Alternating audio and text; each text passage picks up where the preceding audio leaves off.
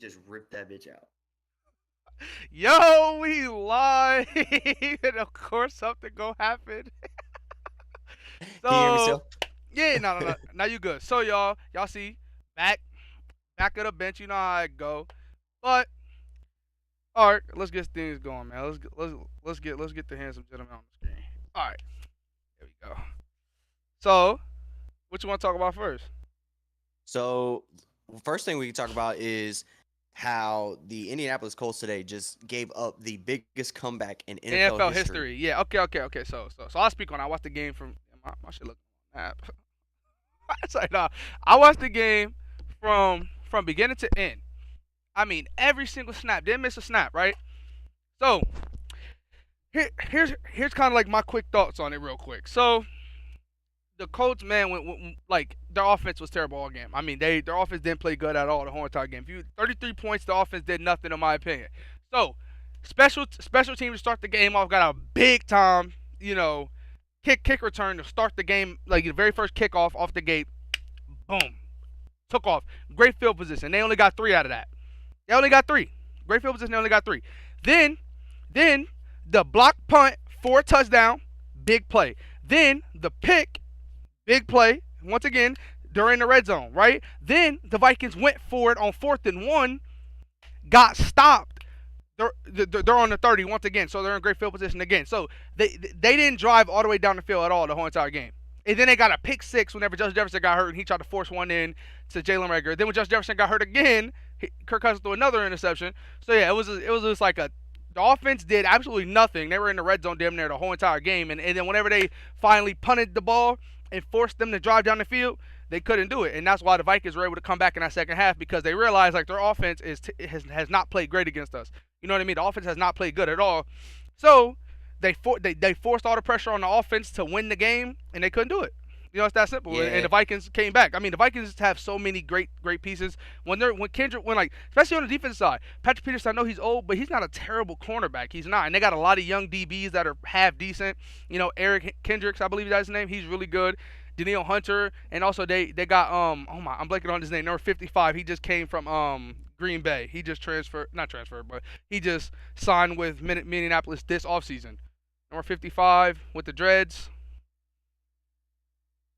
He's an edge rusher. 55. He's an edge rusher. He was the best edge rusher on Green Bay last year, and he just left and went to the Vikings. I don't. I'm drawing a blank. I don't remember his name. Yeah, I'm gonna look his name up real quick, but you can go ahead and say what you were about to say. So I remember at the beginning of the season, everybody talked about the Colts and how they were going to make waves. Matt Ryan was going to be that guy to take them back to the playoffs. They were an AFC contender. They have a good defense. I have confidence in their defense. It's Even though, Zadarius Smith. That's who it is. okay. I know that they just gave up 36 points. Now the Vikings do have a top tier offense. They just Bro, have a their bottom tier their defense quarterback. is very streaky, very streaky. Yes, but there's no weapons on their offense. They have to run the ball through Jonathan Taylor every snap, but they don't. They refuse to give him the ball. He got hurt today. Also got carted off with an injury. Didn't play the whole game. Yeah, But he outside of got hurt the that, first their play, very number first play. Michael Pittman is a very solid number two. Yeah. He's I playing like as a Pierce number too. one. I like Pierce a lot. Like I But no, their tight end, that rookie, what's his name, Jelani Woods or whatever. He's having a breakout again. You saw against Pittsburgh, that Monday Night Football game. He went absolutely stupid. Had like 11 catches or something. Had a great game. He wasn't playing bad this game. Like that. Like I understand Wiley Cox. Everybody loves him, but at the same time, like you got to get Woods with the ball. Like if you yeah, got to put him I in mean a Jelani slot Woods or is something. 6'7". You said what? Jelani Woods is 6'7". Exactly. I mean, that's a jump ball Yeah, paradise. You bro. throw Put the it. ball up Yeah, there. yeah. Exactly. Like Nobody's gonna. Yeah. But at the same time, like my thing about the Colts is, like you said, like the defense is the reason why they're not as good as they were last year is because, I mean, Shaq Leonard is out for the season. He got a back Yes, that is surgery true. beginning of the year, and he's been out for the whole season. That's the biggest part. DeForest Buckner does DeForest Buckner things. He was great today as expected.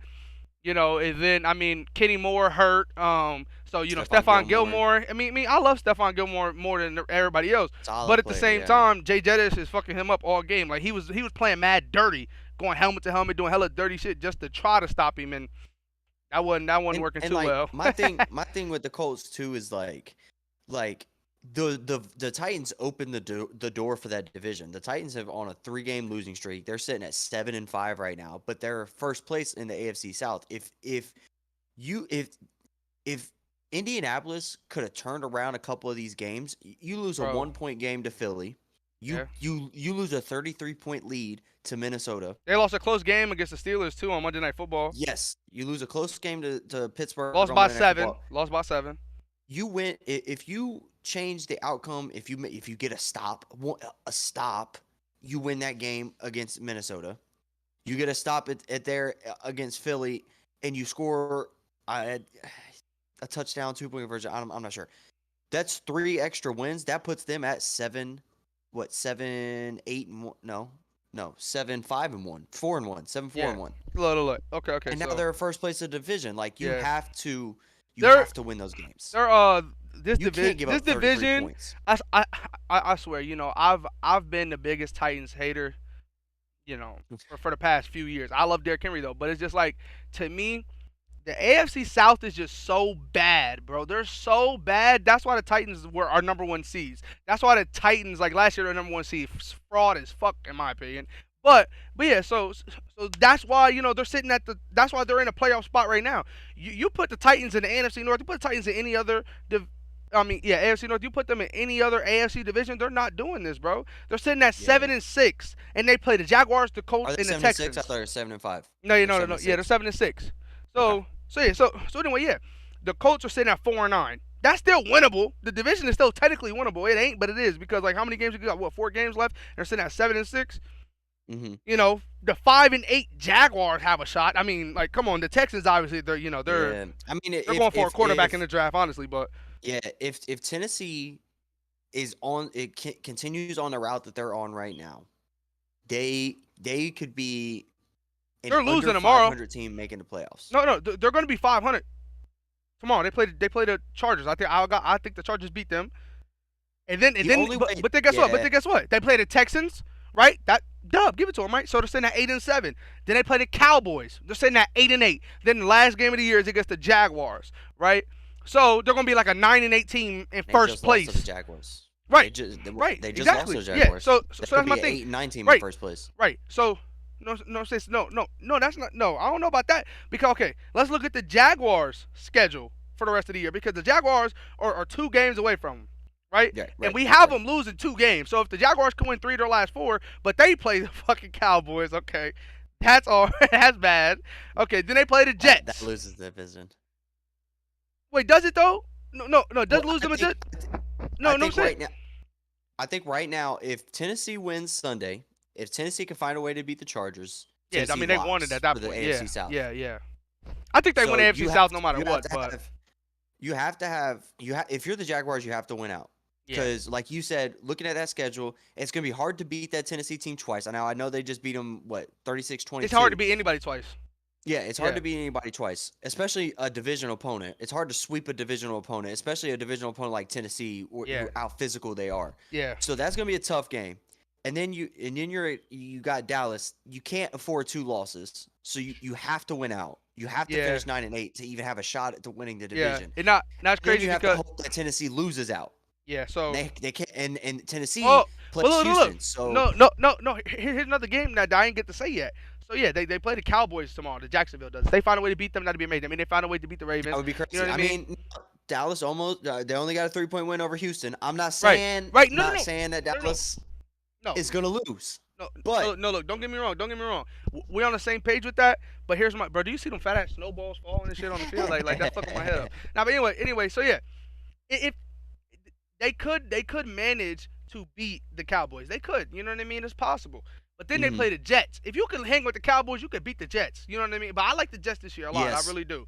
But at the same time, then they have Houston. I want to talk about them a little later. Yeah. I'm about to say, after this, we can go into that division. We can go into that division right after this.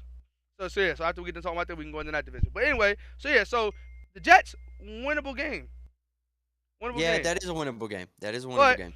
Then they got the Texans, winnable. I mean, that's a win in my opinion. And then they have the Jaguars. Then they have the Titans. They already beat them, so another winnable game. So the Jaguars could win out. I don't see them winning tomorrow. Yeah, I don't see it being possible. But no, But no, it's possible, but I don't think it's gonna happen. You know what I mean? Like that's kind. yeah, If yeah, they yeah, win yeah. tomorrow, they're doing it. Literally, Cowboys is the hardest team. If Hardest that's team. what I'm about to say. Yeah. If Jacksonville can find a way to win tomorrow and beat Dallas, Yeah. are they on the road or are they at home Let me see. to Dallas? I believe. Either I way. believe they're home. Yeah, home. Okay, that helps a little bit, but not much. I Not mean, much. Dallas Is has that looked is really, no really Jackson? good this year. I love Duval's fan base, but Mhm. it ain't. Dallas it has ain't- looked it really, ain't really it. good this year. But if Jacksonville can find a way, on an outside chance looking at now, Jacksonville has beat 2 playoff teams. Do so you far know this year. why I really have them having a true bro? This game is gonna be a 1-possession game. In my opinion, because It could be. It Dallas could definitely plays be. to their competition, bro. When they played the Vikings, they blew them out, right? Yeah. Then they played the and- Texans, and they played terrible. They played to their competition every game, bro. When they played a trash team, they underperformed. Off the top of my head, Jacksonville has 2 wins against playoff teams this year. Off the Yeah, top of my head, I can't remember if they have any more. I know they beat Baltimore, and I know they beat obviously Tennessee. They beat the Raiders. Oh no, the Raiders didn't play up. Yeah, the Raiders aren't. Well, actually, I think they got eliminated because I think they lost. I don't think they can. They beat the make it. Chargers. Did they beat the Chargers? Yeah, they beat them 38-10. That was That's right. That was early in the season, though, wasn't it? Yeah. But no. So 3 playoff teams. But They have 3 okay. playoff team Listen to this. They were a 1-possession game against the Commanders. They lost by 1 possession. They lost by 1 possession against the Eagles. Okay. They lost by 1 possession to the Colts, whatever. They lost by 1 possession to the Giants. These are teams in the playoff picture, right? Yeah. They yeah. lost by 10 to the Chiefs, okay. And then they beat the Ravens. They got blown Now, out by 10 the to Lions. The Chiefs isn't bad either. Now, 10 points to a Chiefs team is not Yeah. a bad loss. It was 17-27. I mean, you hold the Chiefs to 27 points. No, you know what it That's was? not bad It was either. the run game because when I'm looking here, Trevor Lawrence threw the ball 40 times. He was 29 for 40, Now- 259 yards, 2 touchdowns. That's a great performance. So The run game I couldn't would get going. I would love a Cinderella run right here. Obviously, like if Tennessee loses out and Jacksonville wins out, and Jacksonville yeah. goes from sitting in 3rd place in their division to, well, I think they're 2nd now, but starting the season in the bottom of the division, bottom of the AFC, and then sneak away into a home playoff game because they win the AFC South. That would be pretty interesting to see. So do you It's want just very unlikely. right? Do you want to go to the AFC East now? You want to switch over to the AFC East? AFC East, yeah. Okay. So Go what ahead. I want to talk about with you is we had this coverage. I don't think we were doing the podcast at this time, but Zach Wilson you were very, very high on Zach Wilson. Very high. I mean, Wilson Pro Day blew you away, right? Well, okay, no. I was high on him during the college football season, but obviously he had the best pro day out of all the quarterbacks. Basically, the game against Coastal Carolina is what sold you on Zach Wilson. Well, no. Okay, so with me, this is how it was. So I was watching him, keep an eye on him, see how he's playing, because obviously he was in, every mock draft and going as a first-round quarterback. He wasn't going top 5 yet, but that Coastal Carolina game was absolutely incredible. And then his pro day, the type of throws he was making and stuff, that jumped him all the way to top 5, and then what he ended up going to. Right. So yeah. Right. So my question to you is this, if you're the Jets organization, is this the last chance for Zach Wilson? Well, yeah. Mike White they said Mike White has went to 10 different doctors to try to get him cleared for tomorrow, and not a single one will clear him. Yeah. No. Zach Wilson's starting tomorrow, without a doubt. Yeah. Zach Wilson's starting tomorrow. If he plays badly, is that it? If you're the Jets, do you let him walk after his rookie deal if he plays badly tomorrow, like he has been? All right. So my thing about Zach Wilson is that it's not even really like it's been his play. He has not played great. Everybody knows that. But at the same time, the reason he got benched was actually not for play. It was for how it was for how bad he played, and then his media coverage after the game saying that their offense put up 3 points. They lost to a punt return against New England, and they asked him, their defense only gave up 3 points, and the special team gave up a touchdown, but the defense only gave up 3 points. So they were basically asking him, right? That they were asking him, do you feel like you let your defense down? He said no, bro. Any quarterback in the NFL said let their defense down. Yes. You know what I mean? But at the same time, he's definitely done. Because here's my thing on the Jets. Here's my thing right here. There's so many quarterbacks coming out this draft. I mean, all rounds. Not just draft. Free agency, too. And also free agency. Yeah, I was about to say, you got the guys like Jacoby Brissett. You don't know about him. Mitch, Mitch could be, on the market. There's so many QBs. Jimmy Garoppolo. Yeah, there's so many QBs that would be available. And I feel like they can sign him. Mike White isn't terrible at all. You know what I mean? Mm-hmm. But yeah, so yeah, this is definitely Zach Wilson's very last shot. Not saying that this is his last shot in the NFL, but this is his last shot there. Who do they play tomorrow? Oh my goodness. Hold on. I literally knew it. And I was But going to talk about the Lions. They play the Lions, who's on a hot okay, streak. yeah, they're on a hot streak. Now that is it depends on what Lions defense shows up. If it's the Lions defense of old, Zach Wilson could have a good day. But No, if no, it's the no. Lions defense of So, recent, so Zach Wilson watching could the be for a Lions long play, day tomorrow. watching the Lions play, they have like I love the defense, but they have a pretty like mediocre defense, or so to speak. Defense isn't great. You could put up numbers on them, but the scary part is the Lions at home is the best team in the NFL, like offensive wise. But they're not You home. just let them convert on 3rd and 17. They're on the road. The Lions are, but yeah, Lions at home are absolutely incredible offensively. But yeah, but still. So my thing is that yeah, Zach Wilson, this is his last shot. You know what I mean? And to me, what really made what really started the decline for me personally is I was a big Elijah Moore guy as well. So I was really high on the Jets last year because I'm like, damn, they got Elijah Moore, they got Zach Wilson, they got Michael Carter, they got so many pieces here, right? But then Michael Carter, I mean not Michael Carter, but Elijah Moore just this season gone. Like they were asking him how did he feel like how was his connection with Zach Wilson? He said, bro, I don't get the ball. So it's like, you know what I mean? But guess what? When Mike White came in, he got his first touchdown of the season. He's getting receptions now. Like he's getting a part of the offense now since Mike White has came in, right? So it's just like you can't let weapons like that just be on the field for cardio. You can't do that because he's too good. You know what I mean? So yeah, this is Zach Wilson's last shot for the Jets. And I mean, depending on how this shot goes, this could be his last shot in general. It could be his last shot in the NFL just starting quarterback, in my opinion. I would say as a starting quarterback, maybe, but I'm sure I see a Heineke role. I see a Heineke role as Zach Wilson, which sucks because Heineke wasn't drafted number 2 overall. Okay, that's the only thing. I agree with my guy Richard Sherman with this. Let's stop tying where they got drafted to the player. Please, let's stop doing that. Because like Baker Mayfield, I know Baker Mayfield had that miracle comeback. I'm a big Baker guy. I love Baker, but at the same time, if Baker Mayfield wasn't drafted number 1 overall, the Rams would not have fucking picked him up off waivers. Let's be honest. If he was a 6th-round pick and had that performance and got cut, he wouldn't have got picked up. It's the fact that he was a number 1 overall pick.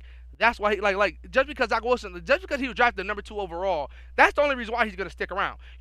If Malik Willis, right, 3rd-round quarterback, if he's performing the way Zach Wilson is for the Titans, they would let him go in a heartbeat, draft a new quarterback, start the backup. He would be gone. You would never see him again. You might see him on practice squads to make look. One of the AFC North teams will sign Malik Willis and have him be the practice squad player for Lamar Jackson. That'd be it. That'd be his role in the NFL, literally. But yeah, so yeah, this definitely Zach Wilson's last shot, and I'm very excited to see it. I'm very excited to see this game. The Lions and the Jets. Yeah, because like here's the thing with Zach Wilson. One, you can never have it's never a bad thing to have a backup quarterback with starter experience. So that's why even at all, yeah. I know he'll be a backup anywhere. Even not even saying because he's the number 2 overall pick, but he has starting experience. He'll be a backup somewhere, just like Colt McCoy in Arizona right now. Colt McCoy was a bust, just like Jimmy G was. Yeah, but you have experience playing the game. If your starter goes down, you always want somebody to come in that knows what they're doing, that's been there before. Yeah. No, and don't get me wrong. I can see Zach Wilson doing something like Mitch Trubisky. I can see him, obviously where he got drafted and how he played. He didn't play terrible, but he wasn't great either. See him get a shot somewhere and even be able to battle for a quarterback spot. You know what I mean? Let's say Houston. Washington. Yeah, Washington, Houston. Let's say one of them teams take a shot on him like, fuck, Davis Mills isn't great. You know what I mean? But here's my thing. Here's my thing on Houston, right? Everybody's saying, oh, Texas fans and coaches, what's his name? Is it Lovey, whatever, Smith? Lovey Smith. Yeah, Lovey Smith. He loves Mills a lot. But my thing is how much is that love? Because when you're sitting at the number 1, number 2 overall pick, I think you would love Bryce Young or C.J. Stroud a little bit more. Or like, you know what I'm saying? But at the same time, I wouldn't be mad. I would not be mad if the Texans like drafted Will Anderson. You know what I mean? And they go edge rusher. Mm-hmm. I wouldn't be mad at him because Will Anderson's that dude. But it's just like, is Mills like, you know what I mean? Like, is Mills the QB of the future for them too? I know we just went back to the. I know we just went back to the last, but still, that's my question. My Davis Mills, man, I don't know, man. I don't see it. I know a lot of people are high on him. I don't see it. Okay. I don't see the future franchise ability. So whenever we go to the AFC North, our division, I want to talk about something similar to that. Okay, but okay. Back to the Jets. Well, hold on. What I was saying about the Jets was Zach Wilson right now, especially against a hot Detroit Lions team. Yeah. If he goes out there and plays well, Zach Wilson can play himself into the job, right? Yeah, bro. There's no way if they win, right, that well, never mind, I don't know because I don't know. Bailey Zappi was playing incredible in my opinion, and he still got benched. So. Right, but I'm saying if Zach Wilson goes out there and throws for 340 and 3 tuds, Yeah. he could be back, right? Mike Yeah. White could lose his spot, Yeah, definitely. but Why do you think Mike White wants to get cleared so bad? Because he knows Zach Wilson can take the spot back. But the thing about Zach Wilson is he makes so many stupid decisions. I Yeah. think it was a game. It was early in the season. I don't remember who they were playing. They were having a bad game. Zach Wilson's rolling to his left. The play's broken down. He gets basically to where the sideline is. Oh no, sorry, it's rolling to his right. He gets basically right on the hash where the sideline is. Instead of throwing the ball away or running with the football, he just flips the ball in the air. He coasts it over a linebacker and literally right into the pocket of the DB. Yeah. The DB is just standing there. It's a free pick. I mean, fuck, he could have fair caught the damn thing. He could have just waved his Yeah. hand and caught the bitch. Like it's just a dumb decision. Why are Yeah. you We just see- floating the ball right, into right. double coverage? You know, you could that, just that throw it reminds away. me. That reminds me of Baker and Derek Carr. You know, those guys we talked about. You know, on the old podcast. You know, we talked about them a lot in their inconsistencies. And I see the same thing with Zach Wilson. Zach Wilson gets the Pittsburgh Steelers. That was one of the best. His first game back from injury against Steelers, he looked incredible. The Steelers defense wasn't playing great. Kenny Pickett came in for his first time. They got all the momentum, but Zach Wilson, he looked like Lamar Jackson, bro. The way he was running in that backfield, I thought he was literally about to take over the league. Had a great game, and then from there, it was like you said, his decision making. His decision making is hurting him, bro. It's just He's one of those quarterbacks that he got the talent. Exactly, he got all the talent in the world, but at the same time, it's up here. I mean, like physically, 6'3", everything. He got everything. He ain't little. He's physical. And you don't have an excuse He can anymore. run. He got an arm. It's just the brain, bro. It's just up Right, here. if That's Zach all it is with Wilson- him. That's all it is. If Zach Wilson was a rookie or a second year player, you can excuse some of the bad decision making. You can say, look, he's learning, he's trying to make a play, especially if he's a rookie. If you look at Wait, this is his second season, right? This is his second year. Let's say no, this is Yeah. third year. No, second, right? Yeah. Because they went number 1 was Trevor Lawrence, I thought number he 2 was drafted Wilson. in 2020. No, he was drafted right after Hold on. He I was gotta look he was this up. drafted I right could've sworn after this is Trevor his third Lawrence. year. Yes, right. And Trevor Lawrence is on his third year, I believe. No, hold on. Last year's draft was, number 1 over Aiden Hutchinson in that group, and then the draft Maybe it is before second that, yeah, because this is Jamar Chase second year, correct? Yes. Yes, right. He was the same draft class as him. Yeah, because number 1 overall pick was Lawrence, number 2 was Wilson, number 3 was Lance, Yeah, number 4 was okay, Pitts, well, I'm wrong. number 5, yeah.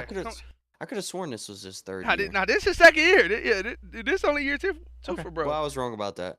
No, you straight. I But still, added a year to it, but still. But like you said, you still can't make those kind of excuses because he spent the whole year starting. He was terrible. Yeah, Everybody's if like, your oh, defense- his weapons, if- right? right. That's what we said last year, right? Even though if you want to go back in time, we said you would rather, like we were saying, you would rather go to the Jets than the Jags. That's what we were saying, right? But Right. now it's like, never mind. Yeah, because But- the Jags are spending money. Right, but here's the thing, though. The Jets just drafted Garrett Wilson. But- Garrett Wilson is the offensive rookie of the year, hands down, right? Yes, and that's what I'm saying. I wouldn't be mad at the Jets. Like you got Garrett Wilson, Corey Davis, Elijah Moore. You got Mekhi Becton when he's healthy. Yeah, you you got got Coughlin Elijah at tight Vera end. Tucker. You got Coughlin at tight end. You got, oh my God, your running backs are great. Zonovan Knight just won Rookie of the Week.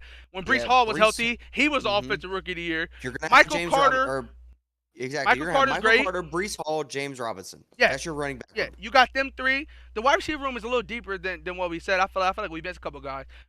Barrios a key. Barrios, but, I mean, no, he's key come to the, on. bro. No, he's no, Let's he's not let's great. relax. No, okay. Like, Look, you no, dropped look. 2 game-winning touchdown passes. You need to relax. But still, he's just like Uzama was for the Bengals. He's not incredible, but he's a key piece to that team because you know what I mean. Like that's how he is. Yeah. Because now Uzama's the backup tight end for the Jets now when he was just the the heart and soul of the Bengals. So it's just like he's one of those guys where like he might not be incredible, but he is a key part of that team.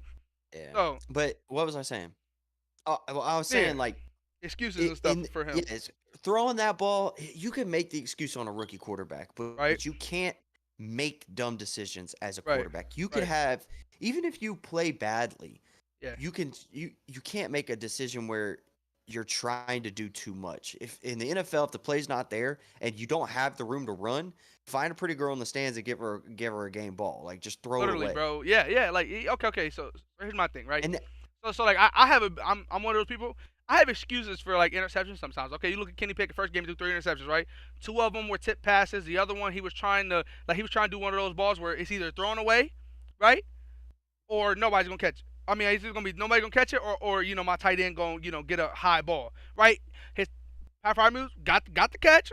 It fell right into the DB's hands. It's plays like that. So technically all 3 were tips. So yeah. So literally, you can make excuses for those because and also even like Mike Tomlin had no excuse for turnovers. Everybody, you fumble the ball, you're not playing. Like Najee literally, he didn't play the first snap on one of the games just because he had fumbled the game before. They put the rookie in and let him play just the first snap to show Najee like, bro, do not fumble the ball, right? So he had no excuses. But when rookie quarterbacks out there and it's a game winner drive, throw interception, like they're playing to win, you can make excuses for that. But whenever you make a play like that, you're just lobbing it up. Like, who are you throwing it to? You're not throwing like that's a dumb play. Most no quarterback making plays like that, but Zach Wilson. But once again, Zach Wilson's gonna stick around, bro. He's gonna be your Baker Mayfield. He's gonna go somewhere else, Carolina, Washington. He's gonna get a shot. Hey, injuries could happen. He could win the job. Anything could happen, and he could be your quarterback there. And then on top of that, okay, he gets cut from there. Oh, another team will pick him up. He was a number 2 overall pick. Like you said, starting experience. You want that on your team. So, I mean, he's not done in the NFL, but tomorrow is his last chance for the Jets. It is. It will. That's crazy. It's crazy that you play so poorly in your first 2 seasons that midway through towards the end of your second year, you're basically playing for your life in the NFL. You're playing for your starting job. Look at Alex Leatherwood, bro. Crazy. Like that's crazy to me. That one season. Leatherwood might be a top 5 bust in the NFL history. Yeah. He won what 21 overall? 20? No, he was in the teens, I think. I think he was in the teens. Yeah, I'm pretty sure he was in the teens. Yeah. And the 20th overall was what Pittsburgh. What makes him worse is I would take Jamarcus Russell, who played a couple years, than a guy that was so bad you cut him, a first-round draft pick in his next rookie year. year. No, it was the next year. It was the very next year. Was it the next year? Yeah, okay. yeah. So the very next year. Yeah, he's on the Bears right now, which makes sense because their offensive line is terrible too. I feel bro. I feel bad for Justin Fields. He is so good, bro. He is so good, and he just has nothing. No, but still, okay. Continuing with the AFC East, so we did it, Jets. Let's go to the Pats. Let's go to the Pats real quick. How do you feel about offense? I love the defense, I do, but offensively, what's going on with the Pats? Is Mac Jones the guy? Is Bailey Zappi the guy? See, I was never sold on Mac Jones being the guy. Everybody was rooting for him to get Rookie of the Year over Jamar Chase. Yeah, but I was never bought all the way in. I don't think he's a bad quarterback. Look, Steelers fan here. I was so happy. Wait, go ahead. I think he's the modern day, this era's Andy Dalton, a serviceable quarterback that can play well. He can take you to the playoffs. Can take you to the playoffs, but he's not gonna ever scare you. Yeah, he's never going to. You're not going to. You're not going to scheme for Mac Jones. You're not. Yes. You're going to scheme for Mac Jones' weapons, but I don't think you're going to scheme for Mac Jones. I think he's a really good, serviceable starter. Right. But he's not going to be a top 5 quarterback. Right. He might not even be a top 10 quarterback. I don't think he'll be top 10. 15. Yeah. Okay. So, which is very weird because all you Patriots fans out there, I know the history. The Patriots have been great, especially this era, stuff like that. But they were great because they had an absolutely amazing quarterback. That's not the play no more. They've always had an amazing quarterback. They had a solid run game behind him with a great defense. That's how they won. The defense is there. The injuries happen, things like that, but the defense is there. Yeah, the defense is always going to be good. They're not great talent-wise, but they play their ass off. I mean, their butt off and make a ton of plays. But still. I mean, so my thing is they have a contending defensive player of the year as well. Right. And here's my biggest thing on them though. Is the weapons. Like you said, we talked about Mac Jones. He can make plays. You getting the right weapons. When your wide receiver 1 is Jacoby Myers, Nelson Aguilar, Kendrick Bourne, I don't like it. I don't. I'm gonna be honest. I know there's some terrible wide receiver cores in the league. That could be the worst. It honestly could. Honestly, when has New England's wide receiver core ever been elite? Randy Moss. Other than that, never. That's not yet. No, I'm the core wasn't Randy elite. Moss. They had Randy Moss. Yeah. But the core. Okay. So Amendola and Edelman were decent. They were a decent duo. They were good. That was a good duo. But once again, my question with them two is, if you put them on Cincinnati Bengals, are they still Super Bowl wide receiver core? No, I don't. You think know what so, I mean? No. Are they a playoff wide receiver core? Maybe. It's Depending close. on who the quarterback is. Close. I mean, it was Here's my thing. Okay. It was Brady. It was no, but I'm saying with Andy Dalton though. That's what I'm saying. With that wide receiver core, be a playoff team. Because here's my thing: Andy Dalton serves a quarterback, but he also had a top 5 wide receiver the whole time with AJ Green. You know what I mean? He had a great wide receiver the whole time. So it's like you take him away. Was that how good was it? Andy Dalton's most successful year, his 3 targets were AJ Green, Marvin Jones, and Mohamed Sanu. Yeah, literally. And like that's not a bad wide receiver core, right? And it's gonna with a solid receiving core, a running back room that you can work with. They got that with though. Joe Mixon, or at the time it was Jeremy Hill and Giovanni Bernard. Like that year, like it's gonna be unless you are intentionally throwing to the other team, it's gonna be hard to not compete. Bro, when you have the Pats sitting at 7-6. They're not bad. Their run game is incredible. No, they're not bad. They're not bad. No. But Ramondre Stevenson. Oh shit, Jalen Waddle deep. Damn. Anyway, ball game right here, man. Yeah, no, I knew it was gonna be. And no, but to me, like, this is the only team, right? I don't know if you agree. The Dolphins like the only team that it could be like 3rd and 4, and they're gonna take a shot deep. That was 3rd and 5. You throw it deep. You don't see that. But they do it. But anyway, yeah. So the Dolphins are a team that if it's 3rd and 12, you're not safe. You're still worried. Oh, if it's 3rd and 17, you're not safe. Like, okay, here's my thing. Speaking of that, Buffalo just converted on 3rd and 17. Yeah, I know. Let's go into these two teams. I know they're playing, but forget this game. Let's just go into them. So when the Dolphins, they're not fraud to me, but they're streaky. They're so streaky. When you get Jalen Waddle going, he's going. You get Tyreek Hill going, he's going. When Tua is on fire, he's on fire. Hold on, you have to look at this replay when they show this. This was a terrible throw. No, I'm delayed anyway, so I'm just now seeing the play, so we're good. Oh yeah, that was good. That was awful. I'm delayed. I don't know if that's a miscommunication or if Jalen Waddle gave up on the play, but that was a bad ball. Anyways, my thing with the Dolphins is, I think the Dolphins are really good. I think they have a really good defense. They have a really good offense. I'm not sold. Really on good Mike defense. To me, I'm not sold on McDaniels yet. I got to see how he is as a coach. You know, it's his first year. You got to give him time and stuff. But my thing with the Dolphins is the top 4 seeds in the AFC right now are cold weather places. Yeah. If the Dolphins don't win the AFC East, I'm not saying that they can't do it, but it's going to be a very big disadvantage because, like, say if the playoffs started tomorrow and the seedings, they would have to travel to Cincinnati to play because Cincinnati's now 3rd. They would have to travel to Cincinnati. That's cold. Then say they pull out a win there, then they would have to go to Buffalo. That's cold. Or sorry, not Buffalo, Kansas City. That's cold. Yeah. And then Buffalo. If they won that one, they would have to go to Kansas or Buffalo. That's cold, where they're playing right now. Right. So if they don't win the East, they have to play cold weather games every week, and it's hard to simulate that condition. Like they said for today, this game, Buffalo got 1.5 feet of snow. They said all week they practiced indoors with the AC blasting, and it was about 50 degrees in there. But that's as cold as they can make it, about 50 degrees. Which is still not cold enough at all. Exactly. Like, that's cold, but it's not cold enough to simulate playing in the snow. Yeah. That's good. I don't think it's going to be a huge disadvantage, but it could be a disadvantage. So, obviously, us growing up playing football in Ohio, bro, like, literally, like, I swear, injuries are worse in the cold. That turf, like, making a tackle or getting hit, like, in the cold hurts so Playing receiver is worse in the cold. Yeah, hands, catching it, everything. Yeah, yes. Everything is worse in the cold. You have to be a shoulder pad catch merchant in the cold. You have to know how to catch it with your shoulder pads because whenever they hit you in the hands, it's like a cinder block hitting you in the hands. No, but yeah, okay. So Buffalo. Here's my thing on Buffalo. Injuries on the defense. Oh my goodness. They're just now getting I'm blanking on number 27's name. Why am I blanking on his name? Tre'Davious White. Yeah, they're just not getting Tre'Davious White back. Micah Hyde has been out. Poyer's been out. So it's like, they need to get them. Von Miller's out for the year. They're just hurt.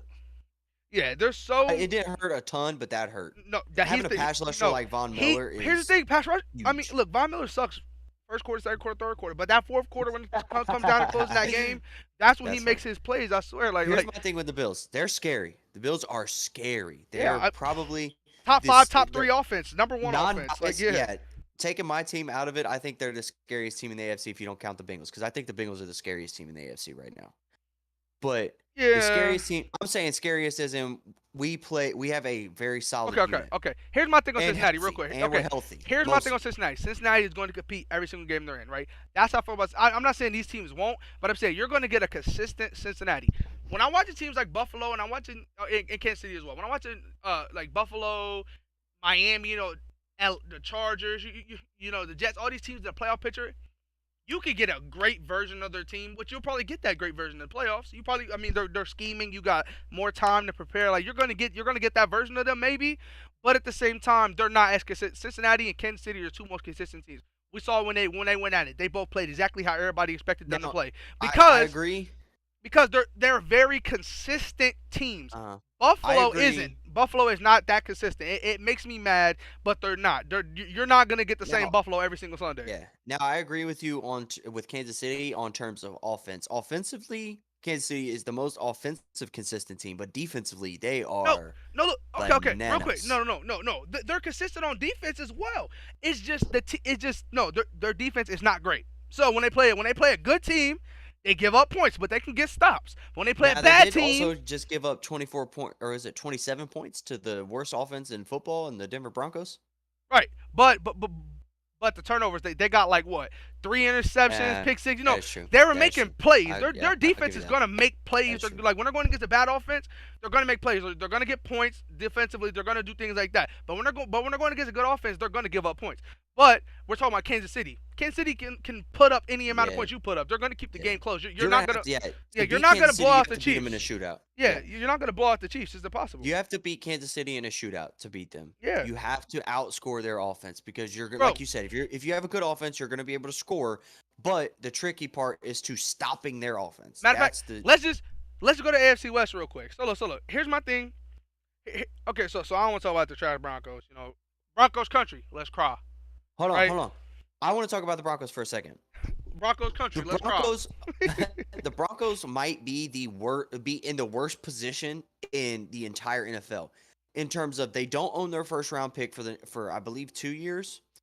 They owe Russell Wilson, who is playing like the worst starting quarterback in football right now. They owe him $230 million or $250. It's at least over $200. Too much. Too much. They owe him up, bro. He is the worst. He the worst. I don't care, bro. Kenny Pickett better than him. Mike White better than him. Brock Purdy better than him. Like, bro, he's playing terrible. Hold on. Let me pull this up real quick because I was showing this to my pops earlier. Let me pull this up. Bro, I don't want to hear nothing about weapons either. Please don't talk to me about. I know, the running back injury. I know it the most. That was my RB1. It's $245 million. $245.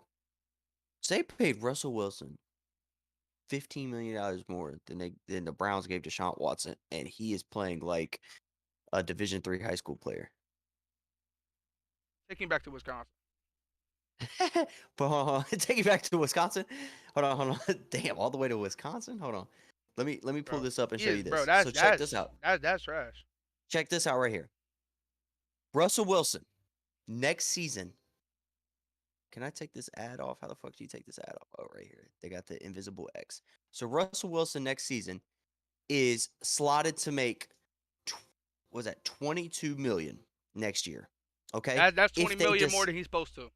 Yes, if they decide to cut him, Russell Wilson because he's playing badly, they owe him, Jeffrey, $107 million if they cut him next year. Him and Sierra gonna be balling. Then in 2024, he is a $35.4 million cap hit. If they cut him, they have to pay him $85 million. In 2025, he's a $55.4 million cap hit. If they cut him, it's 49.6. Then his extension kicks in, and he's on the books for 26 at $58 million, 27 at $53 million, and 28 at $54 million.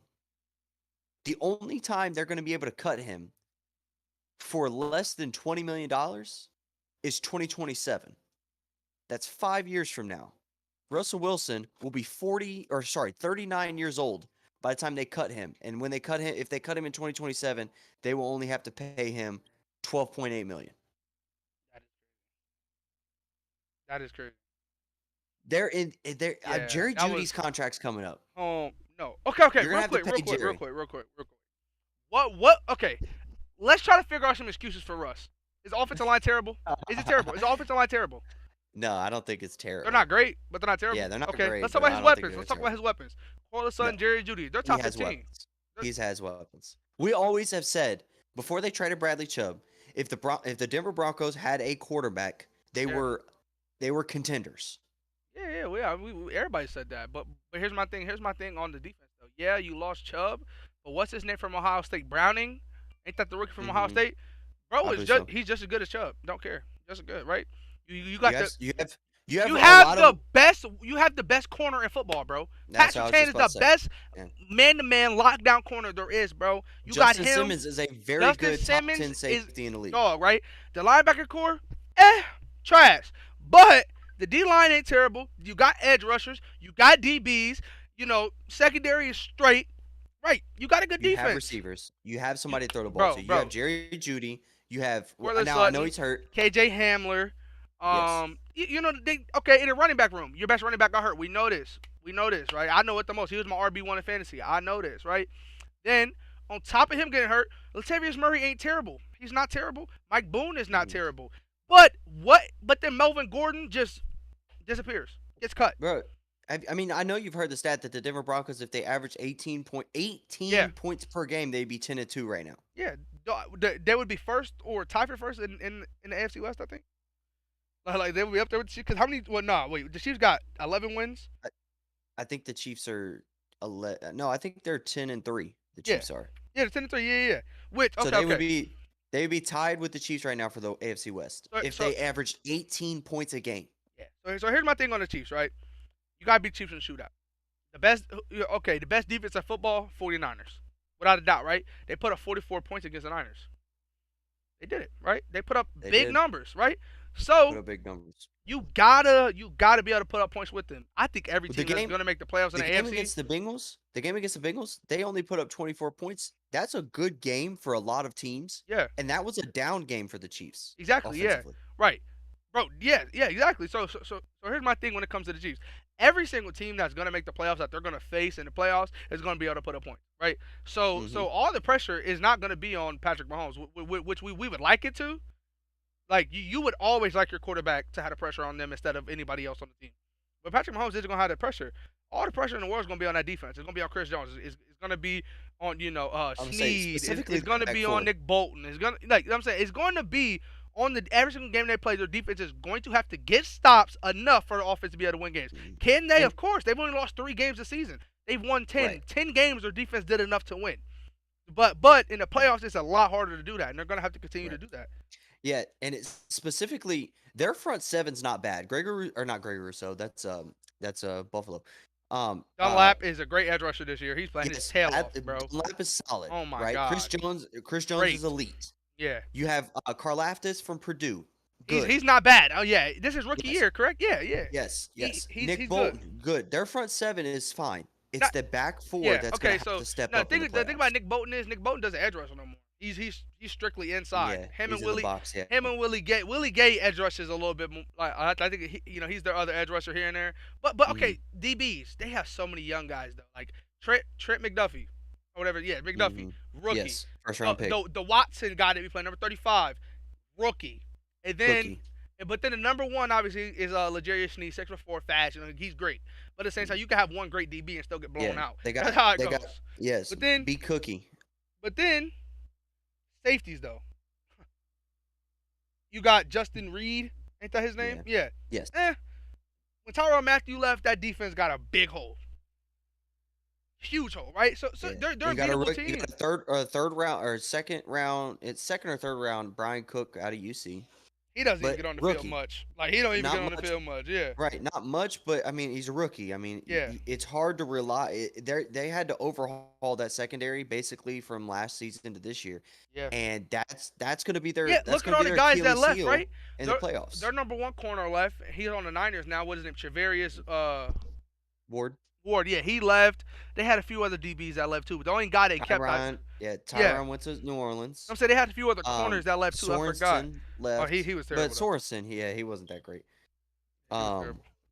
But still, okay. And then last team Chargers. We were talking about them before we came on here, right? So so with them, you see them as a hit or miss inconsistent team. With me, Yes, I see inconsistent. them as very consistent when healthy, right? They like last week. What they just like how they beat the Dolphins last week. The way they played, I could see them play like that for the rest of the season and in the playoffs for the rest of the like literally, all from now on for the rest of 2022 going to 2023. I could see that Chargers play if they stay healthy. Justin Herbert, tight window, doing what he does. He's going to do that. Keenan Allen, Mike Williams, they're going to get open. They're going to catch jump balls. Joshua Palmer going underneath. What's his name? What's their tight end now? Number 7, Gerald Everett. Yeah, Everett. Everett's consistent. He's gonna be good for you. The offensive line, Slater, their best offensive, one of the best tackles in the NFL now, only his second year. He's been banged up. Offensive line's been banged up, but the way they held up, they could do that again.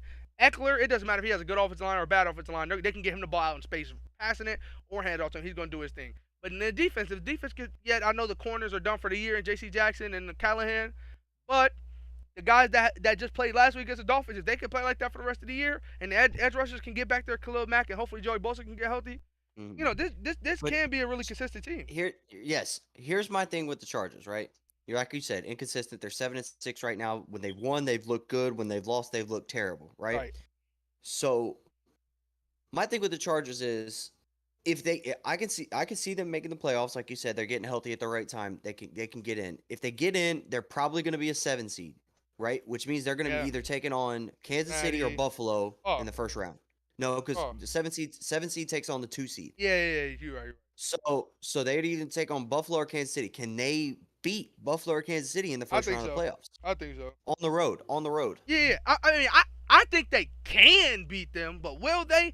That's the question though. Because here's my thing though. There's an excuse for every single loss. This team has not lost healthy. Right, I need to see that first. I need to, which way I think they got a great chance to win out. They already played Kansas City twice, took 2 L's. You know what I mean? Like they've I think the hard part of their schedule is done. Let me double check that real quick. So they play the Yeah. Titans. Which They we they just they dogged the gotta win. Titans. They gotta win, Yeah. right?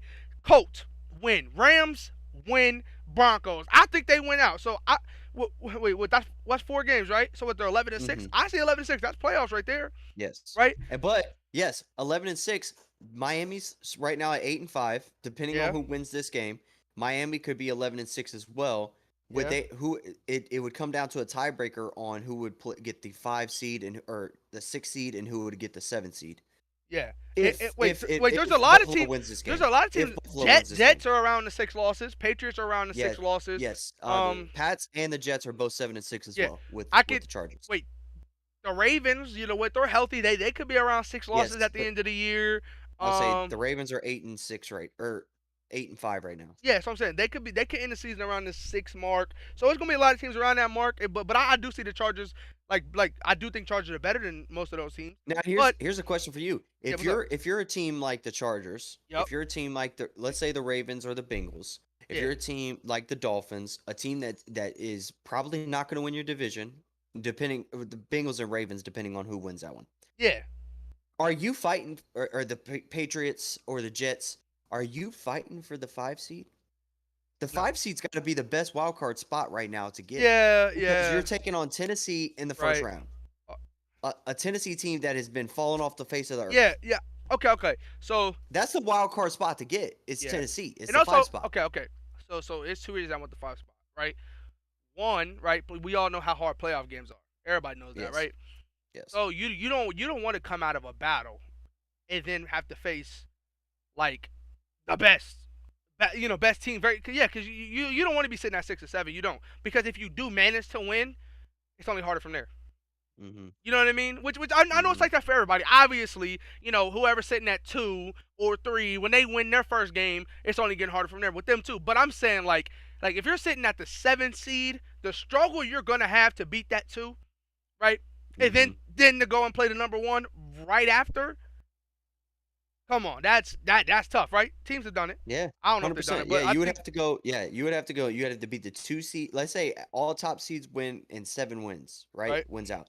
So you would have to play the 2 seed at the 7th spot. You'd have to win that game. Wait, so Then you have to yeah, play the 1 seed, yeah, win that game. Then you have to play the 3 seed. So yeah, effectively, you would have to. So let's say if we put it all how it is today, the Chargers would have to play Kansas City in the Kansas first City, round in Buffalo, Arrowhead. Yeah. Then they have to go to Buffalo Then in go to Buffalo, and then they Cincinnati. would have to travel to Cincinnati and beat Cincinnati. And I'm not saying that's not how it's going to work out. Is But it I'm saying possible? Of course it is, but it's yes, it's tough. possible. It's not Very just tough. tough. It's near impossible, but it's possible. You know what I mean? Because Mhm. when we're talking about 3 really good teams in their home environment, we all know how loud Paycor Stadium gets now, especially Arrowhead. Arrowhead, You know what I yes. mean? Like you know how that stuff gets on the road. It's cold. You're the biggest underdog ever. If your team isn't healthy, come on, bro. It's just so many things could go wrong, and so many things that will go wrong if they find themselves in them shoes. Obviously, you got to fight tooth and nail for the 5. Because if you're 5, and if you're 5, you play who? You play. I mean, Tennessee. no, but I'm saying like who is that? What number is that? Is that You 4? play, yeah. So 5 would play 4, then Right. 1, and then 2 or 3. But would they play 1 though? Well, depending on if 2 or 3 got upset. Right, that's what I'm saying. If 2 or 3 gets upset, then there's a chance that you couldn't play 1. But still, once again, if you're like, the 7 spot, you play the highest seed possible if Right. you're at 7, no matter But- what, no matter who wins or loses. here's my But if thing. you're at 5, right here. if there's some upsets, you could get a little. Here's my thing right here, man. Being a Steelers fan, obviously, I'm a youngin, so I unfortunately, didn't see too much of the great reign of the Steelers. I saw the butt end, sort of. Well, I saw the best and then the downfall. I watched the whole downfall. So, with that, Chargers, in my opinion, like okay, they're just like the Steelers were a couple years ago. You can see them in the Super Bowl without a doubt. They have enough talent on their roster to be in the Super Bowl. They got the QB, they got weapons, they got the defense, but injuries. There's too many things going wrong, right? But they're going to be in the playoffs, or they're going to be on the verge of the playoffs, and they're always going to have a mid or high, bad draft pick every single year. That's how Pittsburgh has been since literally Devin Bush, I think was that 2019 draft. They traded up for number 10 just to take a linebacker because that's when Ryan Shazier, then that thing happened. But still, so with that being said, though, literally that's how it goes for the Chargers. They're not great, right now. Could they be great? Of course, healthy. That team could be great. That team can win a ring. Will they? No, most likely no, right? But okay, what about the talent coming in? You're not getting no incredible. I mean, come on, we've seen a lot of steals. Tariq Woolen. We've seen some great guys go late. George Pickens, second round pick. Did they own their first round pick? Well, yeah. Oh, matter of fact, yeah, because they got Khalil Mack, so they might not. Because didn't they trade for Khalil Mack?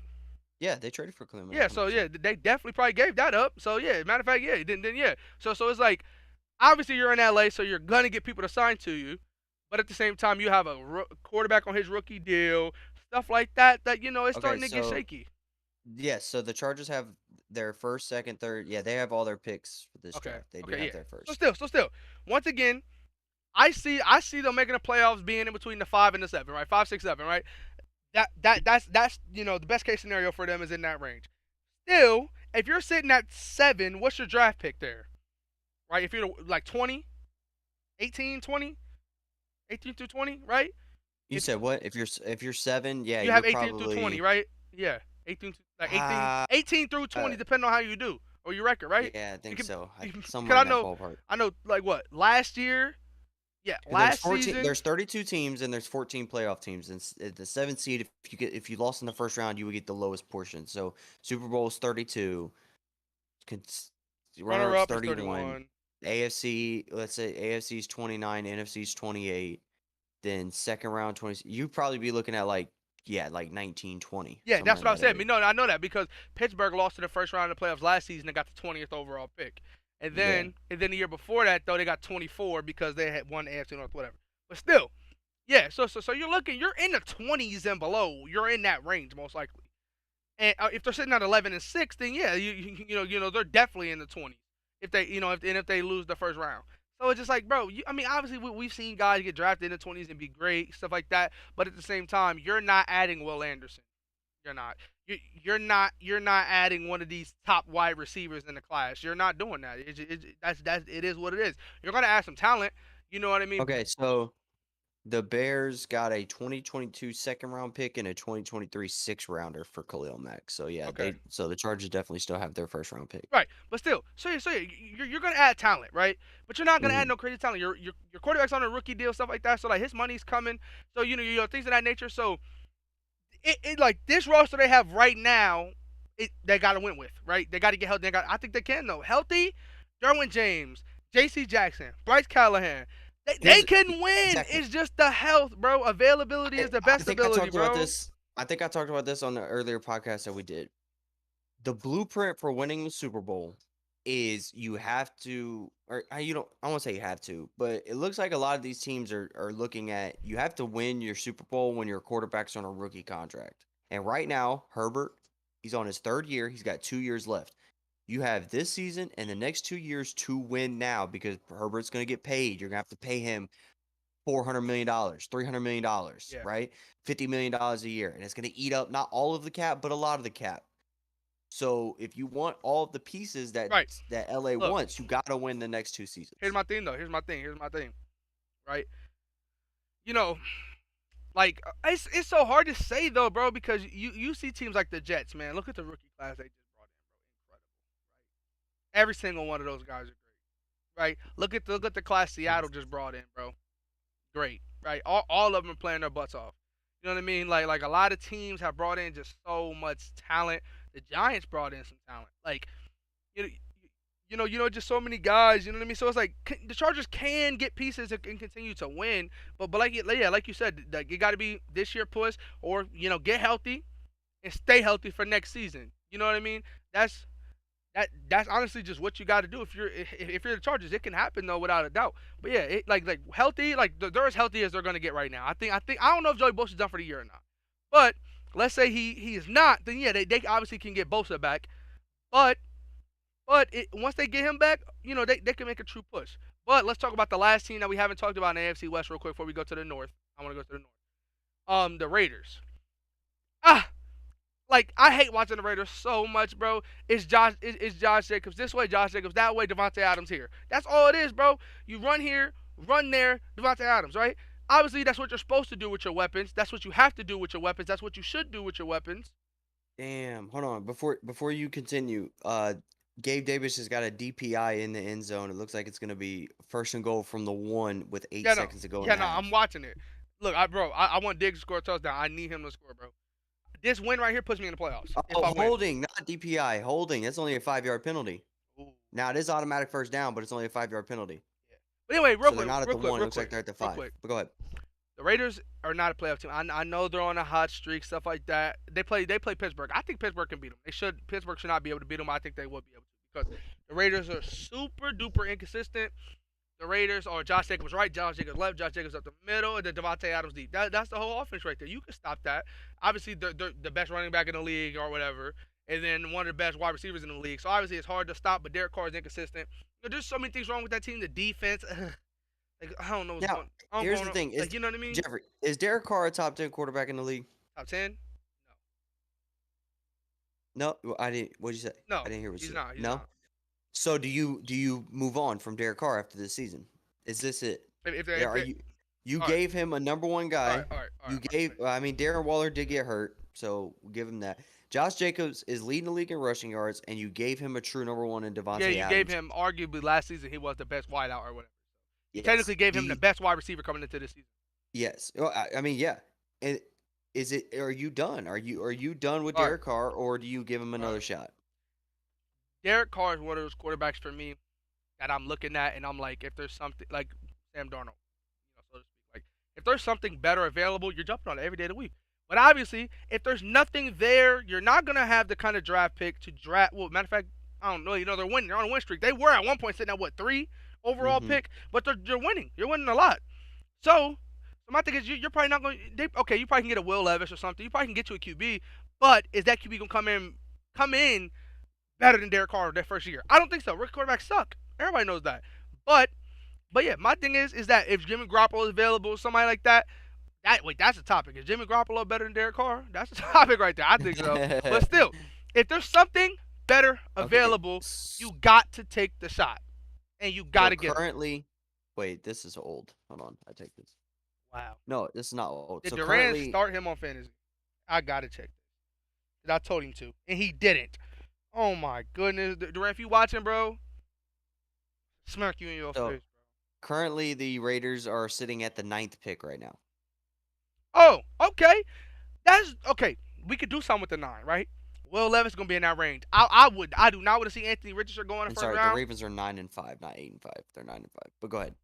No. So what I'm saying is that right there. That's right. There's only 31 draft picks this year in the first round. Yeah. Somebody, Was it the who Dolphins? lost their first round? Was it Miami?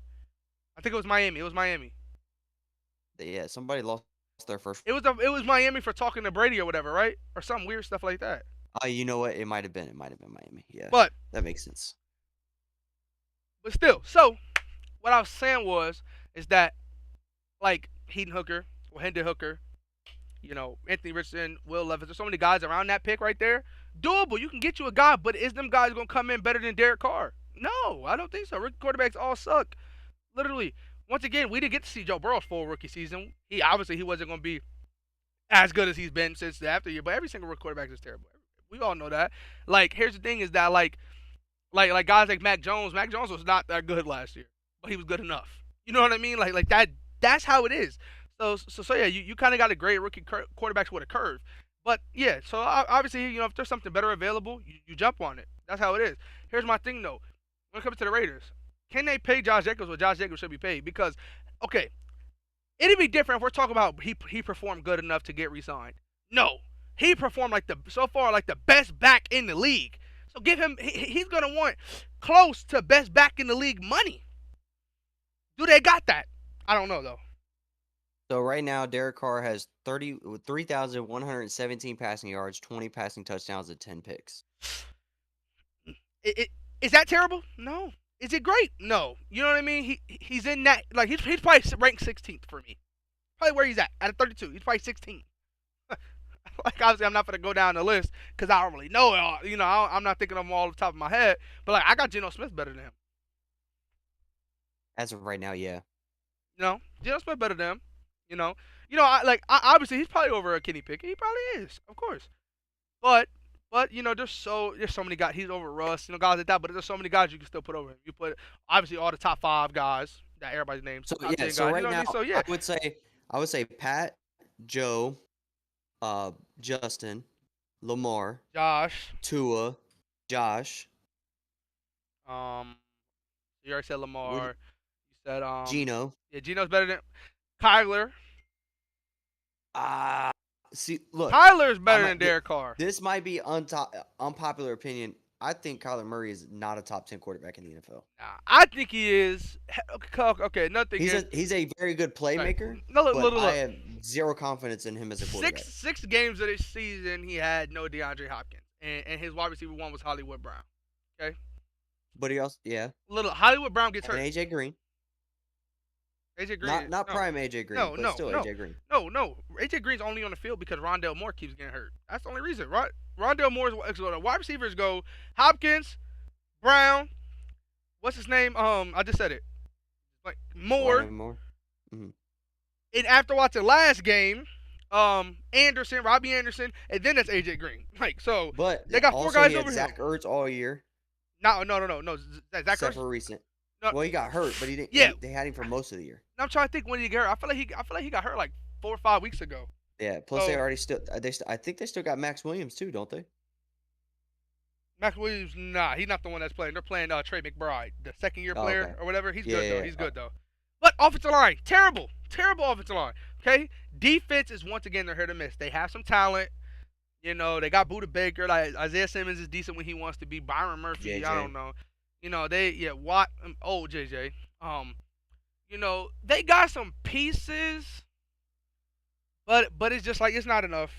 But you know what I mean. But still, Kyler's. But yeah, I like Kyler. Kyler's talented. Obviously, there's many excuses you can name for why he hasn't played so great. Obviously, he's done for the year now, but I think he's better than Derek Carr. I think you put Kyler Murray on the Raiders. The Raiders are playing a lot better. Honestly, I really think so. Oh my God, bro, yeah, they'll be sitting at second. Well, what aren't they like tied for second right now, or whatever? I think they're in last. No. The Broncos are in last. No, the Broncos are not in the NFC West. No, the AFC West. Oh, you Raiders said the Raiders. West. I thought you were talking about the Cardinals. No. No. Matter of fact, no. The Raiders are sitting at 5-8. I think they're a 6-loss team, 5-loss team with Kyler Murray. I really think Kyler Murray's a dog, bro. I really do. I don't know, man. I think he's got the talent. I just don't think he's an NFL quarterback. I think he's not mature enough. I don't think he's a leader. I think he has really good plays, really great plays Right, that he right. makes, I can see but that. I I don't can see see that. him consistently playing Right. well all the time. But here's my thing, though, bro. We saw it a million times. Like With guys like that, with before guys like this. Look, hold on. Look, with guys like this, everything physical he got. Obviously not the height, but he got everything. But it's his mental stuff. That takes time to learn. Obviously, the rookie contract coming to an end. This is where you need to get your stuff together. I think a season-ending injury like this is gonna get it together. I think here's my sitting out, here's my watching thing your too. guys, knowing Yeah, you got to get it together. looking at the roster that the Arizona Cardinals have. Yes, I know their offensive line is not great, The defense sucks too. Yeah. but to be 4-8 right now, are they 4-8 or 5-8? Let me check. But still, yeah. Like okay. No, like matter of fact though, Like that's come on, like I don't know. Because here's my thing. Here, here's my say on this. Right. When it comes to the Cardinals, I get what you're saying. I get if Kyler Murray was a top 10 quarterback or whatever, they'll be better. I get that stance, but at the same time, I don't because their defense is not like bro. The defense is terrible. Okay. Let's let let's go here. So they had the Chiefs week 1, 21-44. Nobody expected them to win that game. Defense sucks. Week 2 in overtime, they win 29-23 against the Raiders. Then they lose to the Rams 20-12. Right? Then they beat the Panthers that's a 20. bad loss. Right, yeah, right, but that was the healthy Rams though. This isn't the terrible Rams that we've seen lately. Our healthy defense, you know what I mean? Like the healthy defense got Kupp, got Stafford. That's not too bad. Cardinals beat the Panthers 26-16. Then they lost to the Eagles by 3. You remember it was like the game-winning field goal or whatever by Dicker the kicker, who's now on the Chargers. Then they lost to Seattle by 10. That's a bad. It's not a bad loss because obviously Seattle's I think is a playoff team. I think they're really good, but that was actually the game when everybody got serious about Seattle. Okay, I think Seattle's actually good. Then they beat the Saints 42-34. Then they lost to the Vikings by 8. But then the Seahawks beat them again this time by 10. But then they beat the Rams. I think that was the game where Cooper Kupp got hurt, if I'm not mistaken. And then they lost to the Niners badly. That was that Mexico game. They lost 38-10. But the Niners is my NFC, best team in the NFC in my opinion right now. They lost to the Chargers by 1. Then the really bad loss was the Patriots lost 27-13 on primetime on Monday night. That last week was terrible. But once again, that was the injury game. So, to Kyler Murray. So it's kind of like iffy. But once again though, they should be better. They should have a better record. I'll agree with you on that 1,000%. But at the same time, not having your best weapon on offense for 6 games is kind of hard. And then your number 2 weapon, your deep threat gets hurt. Your wide receiver 3 has been battling injuries all year. I would say I was watching Hard Knocks and stuff. I don't think Kyler and D Hop are on the same page right now. No, well, okay, yeah, no, definitely not. It's like okay, so this season, no, because he's missed time, no. But at the same time, Kyler from a year ago, literally, like there was a meme going around, forget it, D Hop somewhere, D Hop down there somewhere. Like that's kind of quarterback D Hop wants. D Hop wants a guy that's going, bro, trust me, bro, just throw it up to me. I'm going to catch. I'm going to make a play. You know what I mean? And Kyler's not like that no more. Kyler, he doesn't just force stuff to D Hop as much as we used to see it. He didn't do that at all this year. Now, do you think the Arizona Cardinals struggles are to blame for their roster or for their head coach? Coaching, 100%, bro. But here's my thing. Their defense is god awful, terrible. They need to draft nothing. All 7-round picks to be defensive players. I do not care. You got your running back. You need offensive line too. But still, but their center, what's his name, Rodney or whatever, he's been hurt. So you know what I mean, like. Your offensive line needs work, but your defense needs the most work. You got pieces, but you need to put it together. Do you know, Austin? Do you remember who they drafted last year's draft? Not this year, like not the past year that just went, but the year before. You remember their first round pick? You don't remember what position he played? Exactly. They drafted Xavier Collins. Remember number 25, the linebacker. Oh yeah. And literally they moved Isaiah Simmons from safety to linebacker. Just to bench him because he was that bad. So it's like you need defensive help, but your D line does not get pushed. Like JJ Watt and them do not get pushed. They don't. Like edge rushers, not the best, right? Your corners need some work. Byron Murphy, he'll be a great nickel. Right? You got rookies though. You got Marco. You got some young guys, but they're not good enough. You need help there. I can see them. I don't want to say this because I want Pittsburgh to get him, but Arizona needs a guy like Joey Porter Jr. 6'2", 6'3", lanky, like lanky corner. That's perfect. But real quick, I do want to go to the AFC North real quick. So I want to go to the AFC North. So yeah, you want to start with the Steelers real quick because I did have to ask you a question because we was talking about like quarterbacks or whatever. So okay. So Kenny Pickett, realistically, no Bengals fan bias. Remember that rookie quarterbacks are never great. And also I don't know if you watched recently. I know his first few games, nothing but interceptions, but since the bye week, he hasn't had a turnover yet. Now I know he got a concussion last game. Okay, I'm gonna go into that in a sec. But go ahead. Like, how do you feel about that? So because turnovers are not a problem anymore. Yeah, right. You can't for a rookie quarterback. A quarterback as a rookie, you have to take interceptions out of the equation. You got to grade them on a curve. You have to. You can't really count the interceptions unless they're throwing like 3 a game. Then it's very serious. Right. But he's a rookie. He didn't play the whole year. He's still learning. He's still growing. He doesn't really have too many weapons. He has somebody that can't catch a cold butt naked in Alaska. Which okay. Not anymore. Okay. So here's my thing.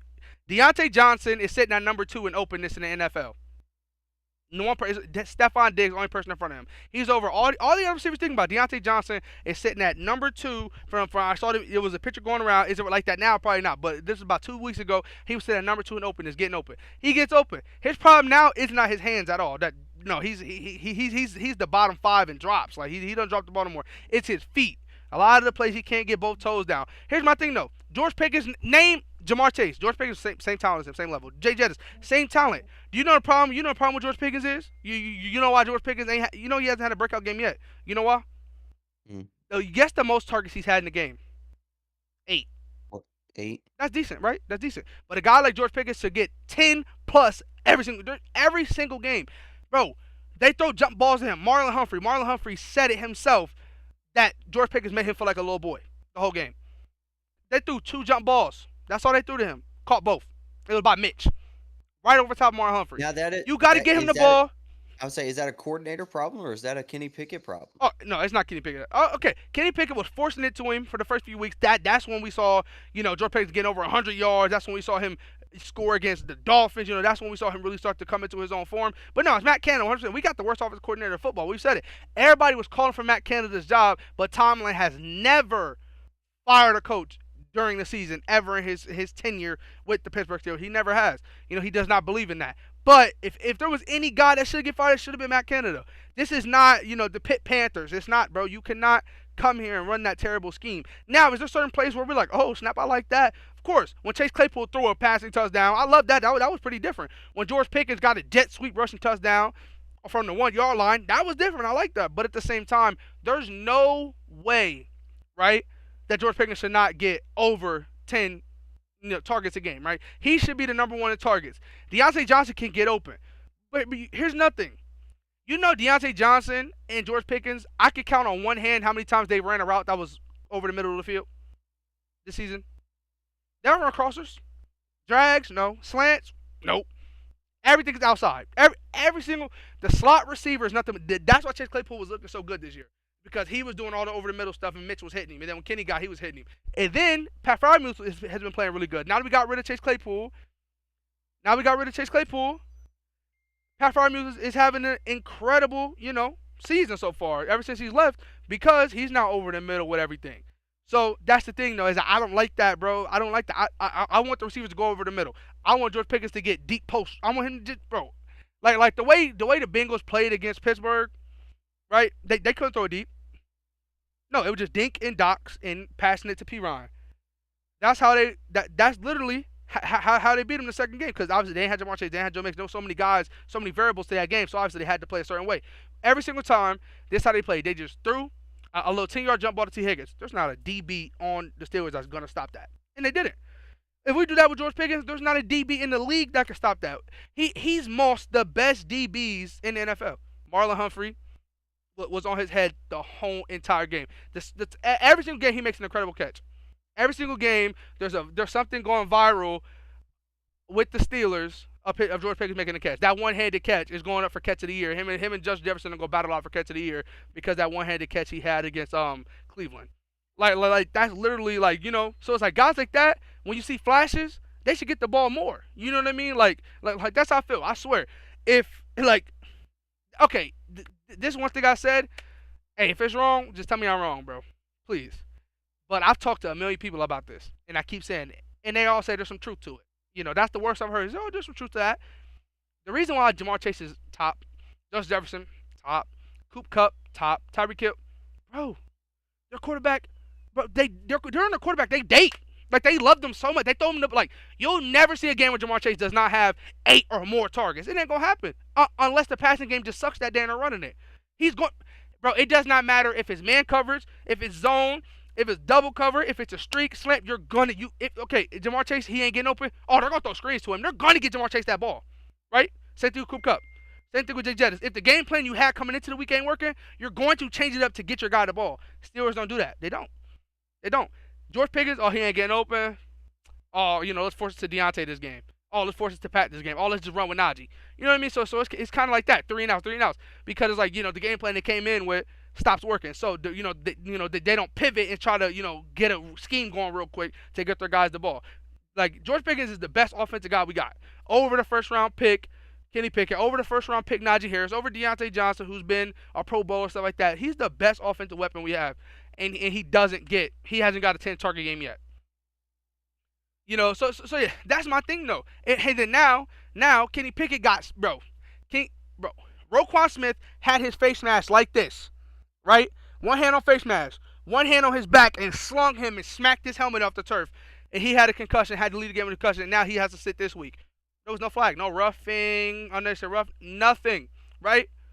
But then you see guys that get sacked.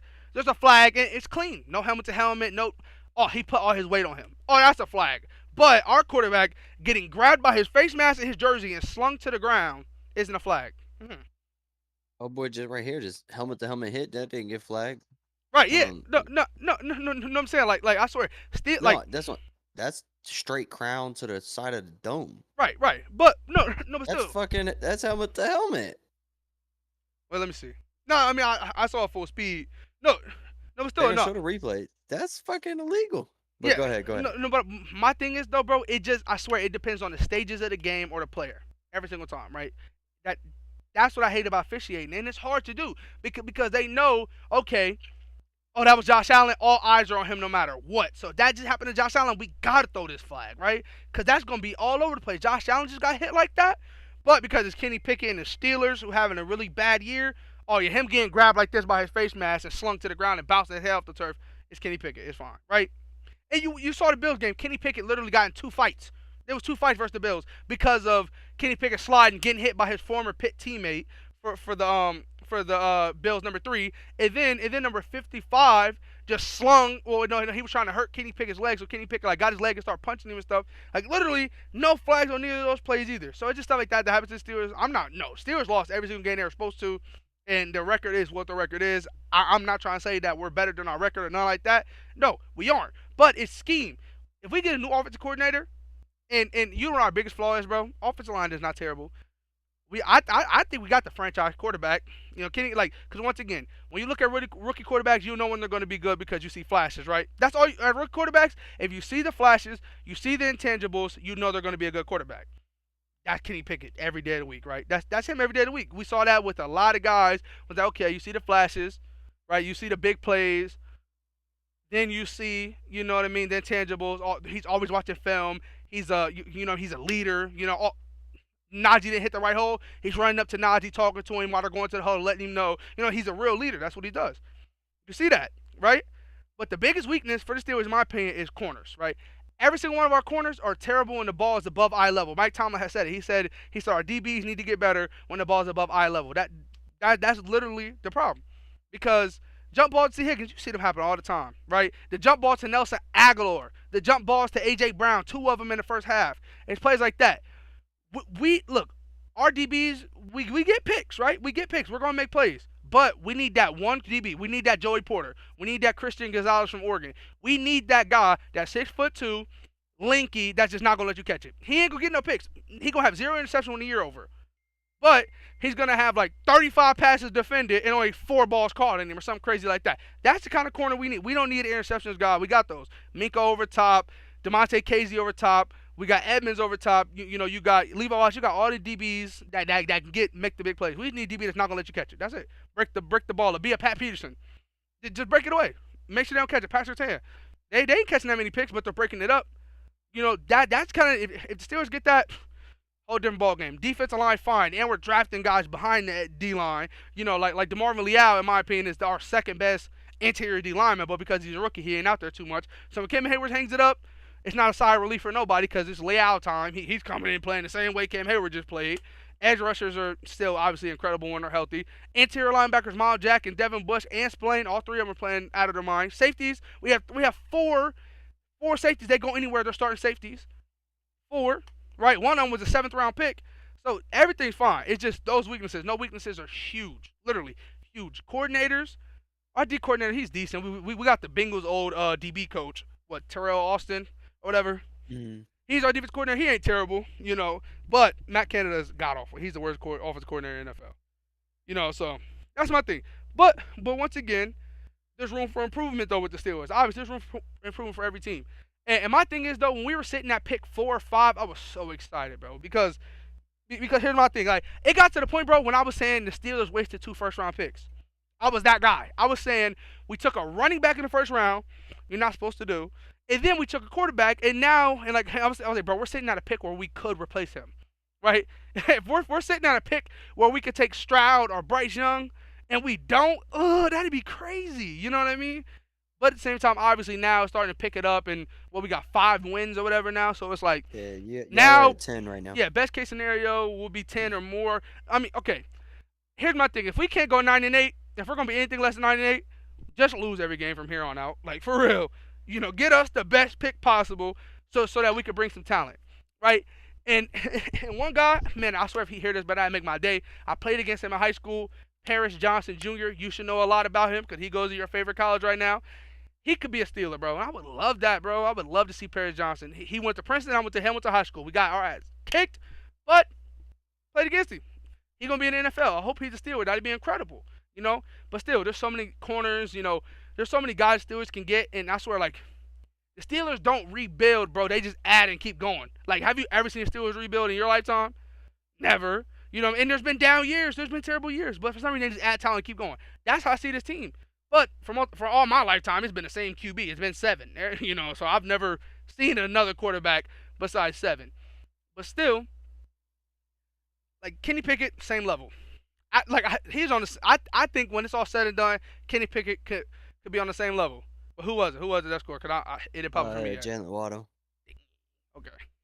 It was like a 70-yard bomb too. Yeah, I'm looking right now. He's just about to play. Now he's a dog. Right. I swear, bro.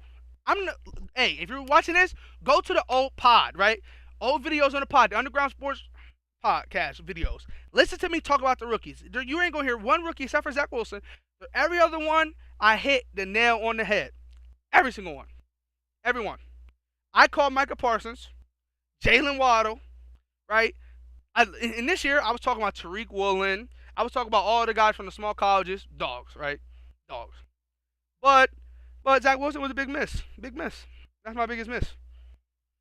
And one guy I was not high on was Pitts, right? You remember I kept saying that.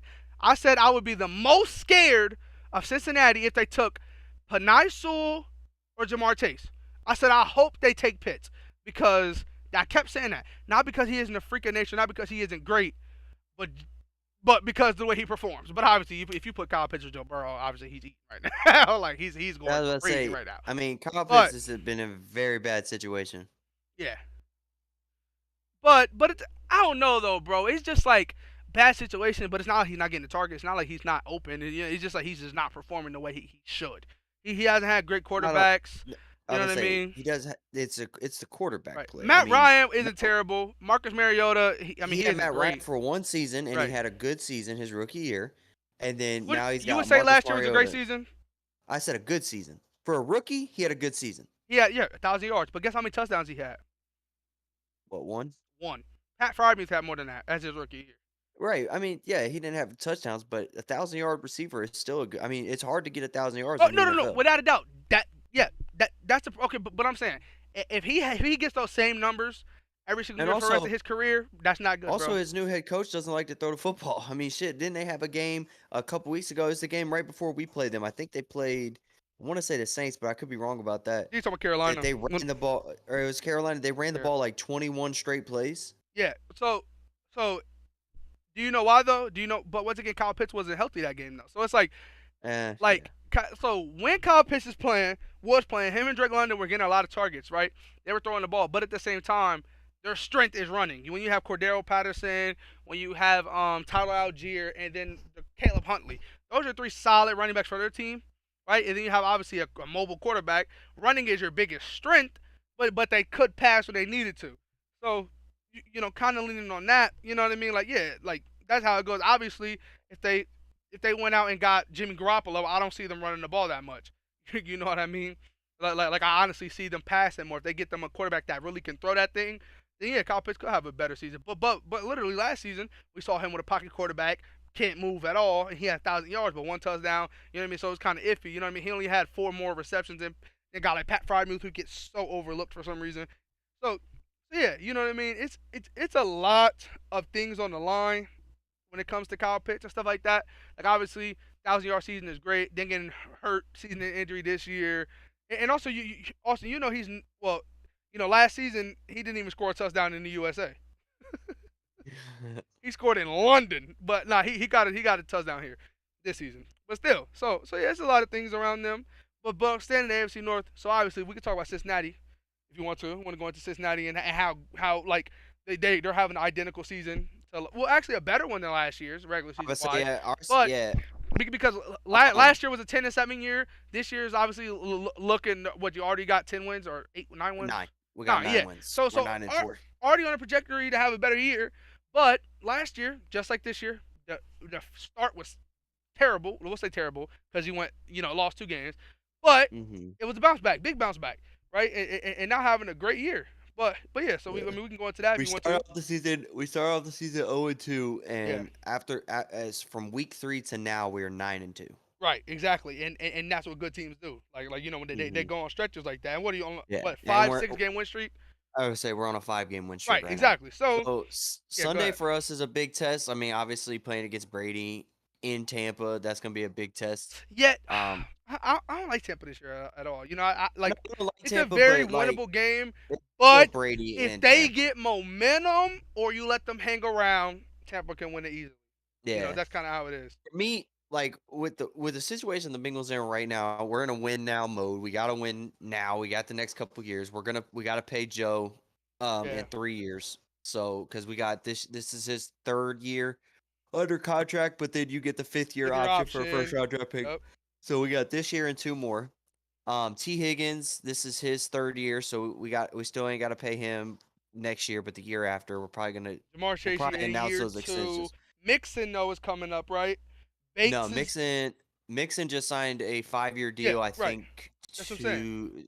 2 years ago. So I think he's still got 3 years left on his deal. Okay. So yeah, he's and then paid. Tyler Boyd. You got Tyler Bates, Boyd is. You got some guys this year. Season. You got Bates coming up. He's just like you said. We talked about this earlier. He's just years. He's not money. Right. The situation for us offensively is this year and next year we're fine. The year after that we have to pay T and Tyler. Yeah. But for the Bengals right now, our biggest weaknesses is depth. We need depth at pass rusher. Trey Henderson just broke his wrist, so he's out Sunday. Joseph Ossai is going to make his first start. I like Joseph Ossai though. I think he was fourth or fifth. Yeah. Making his first start, he had a great sack against Kansas City 2 weeks ago. Unbelievable hustle sack. I mean, it won us the game. Great sack for him, but we have no depth at pass rusher. We have Josh Tupou, who I think was an undrafted free agent. I'm not sure about that one. BJ Hill, DJ Reader, Sam Hubbard, and Joseph Ossai. Yeah. And then that's really about it. If somebody goes down, we have to play tight end.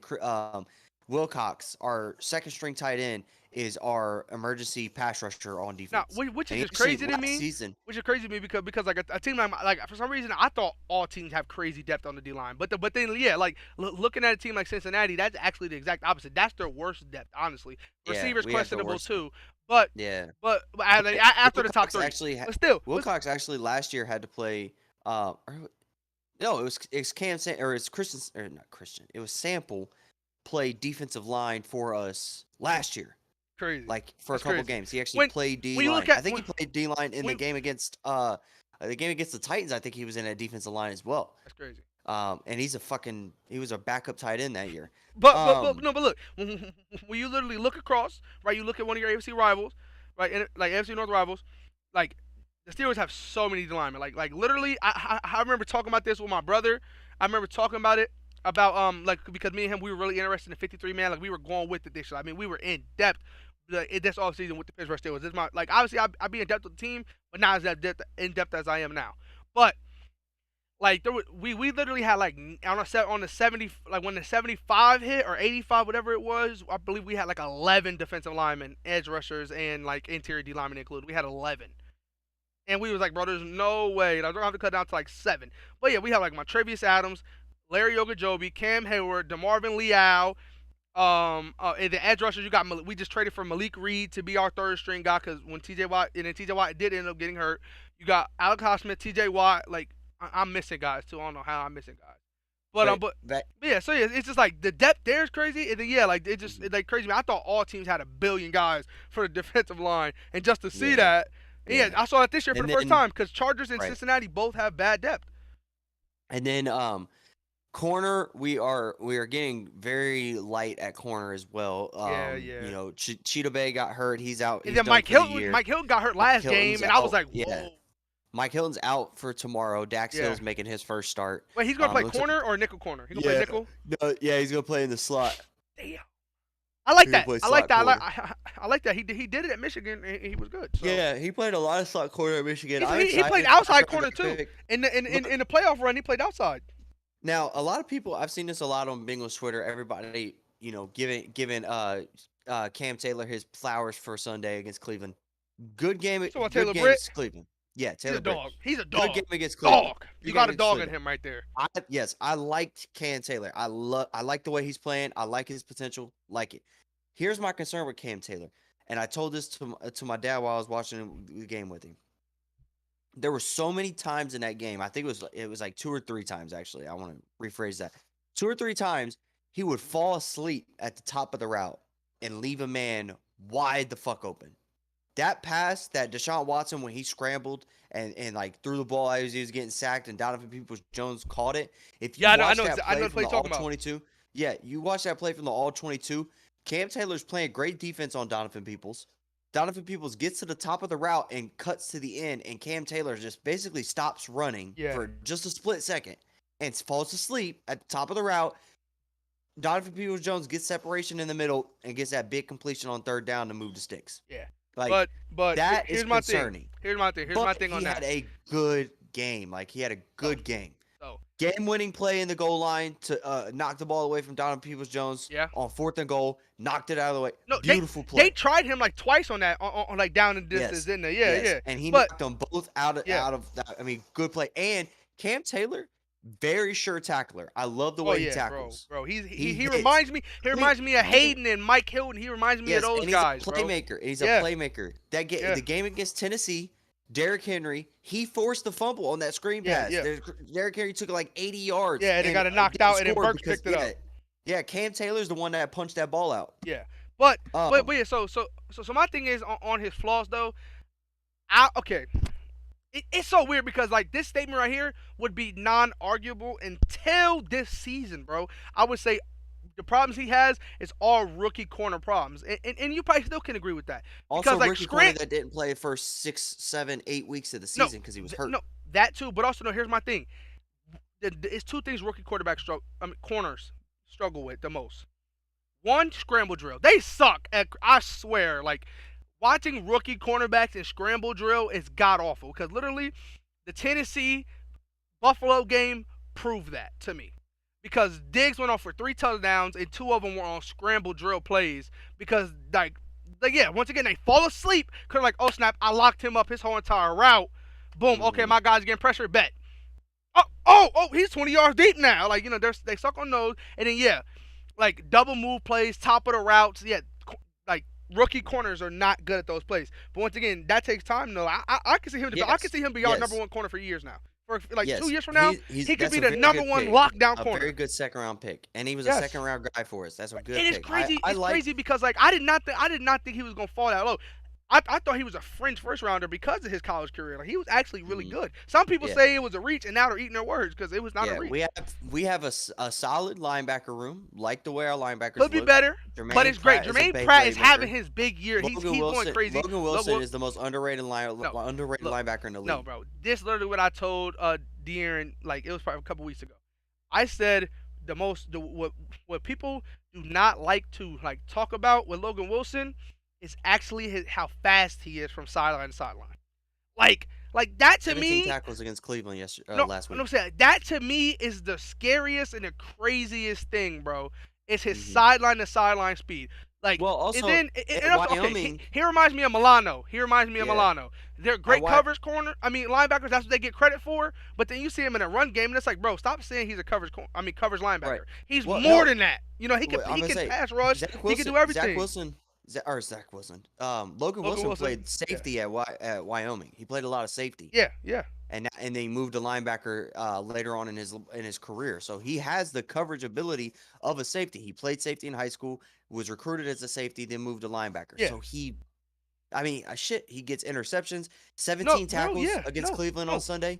No, also I don't know if you heard that, but 17 tackles. That's amazing from a linebacker. That's top 10, top 5 linebacker numbers right there.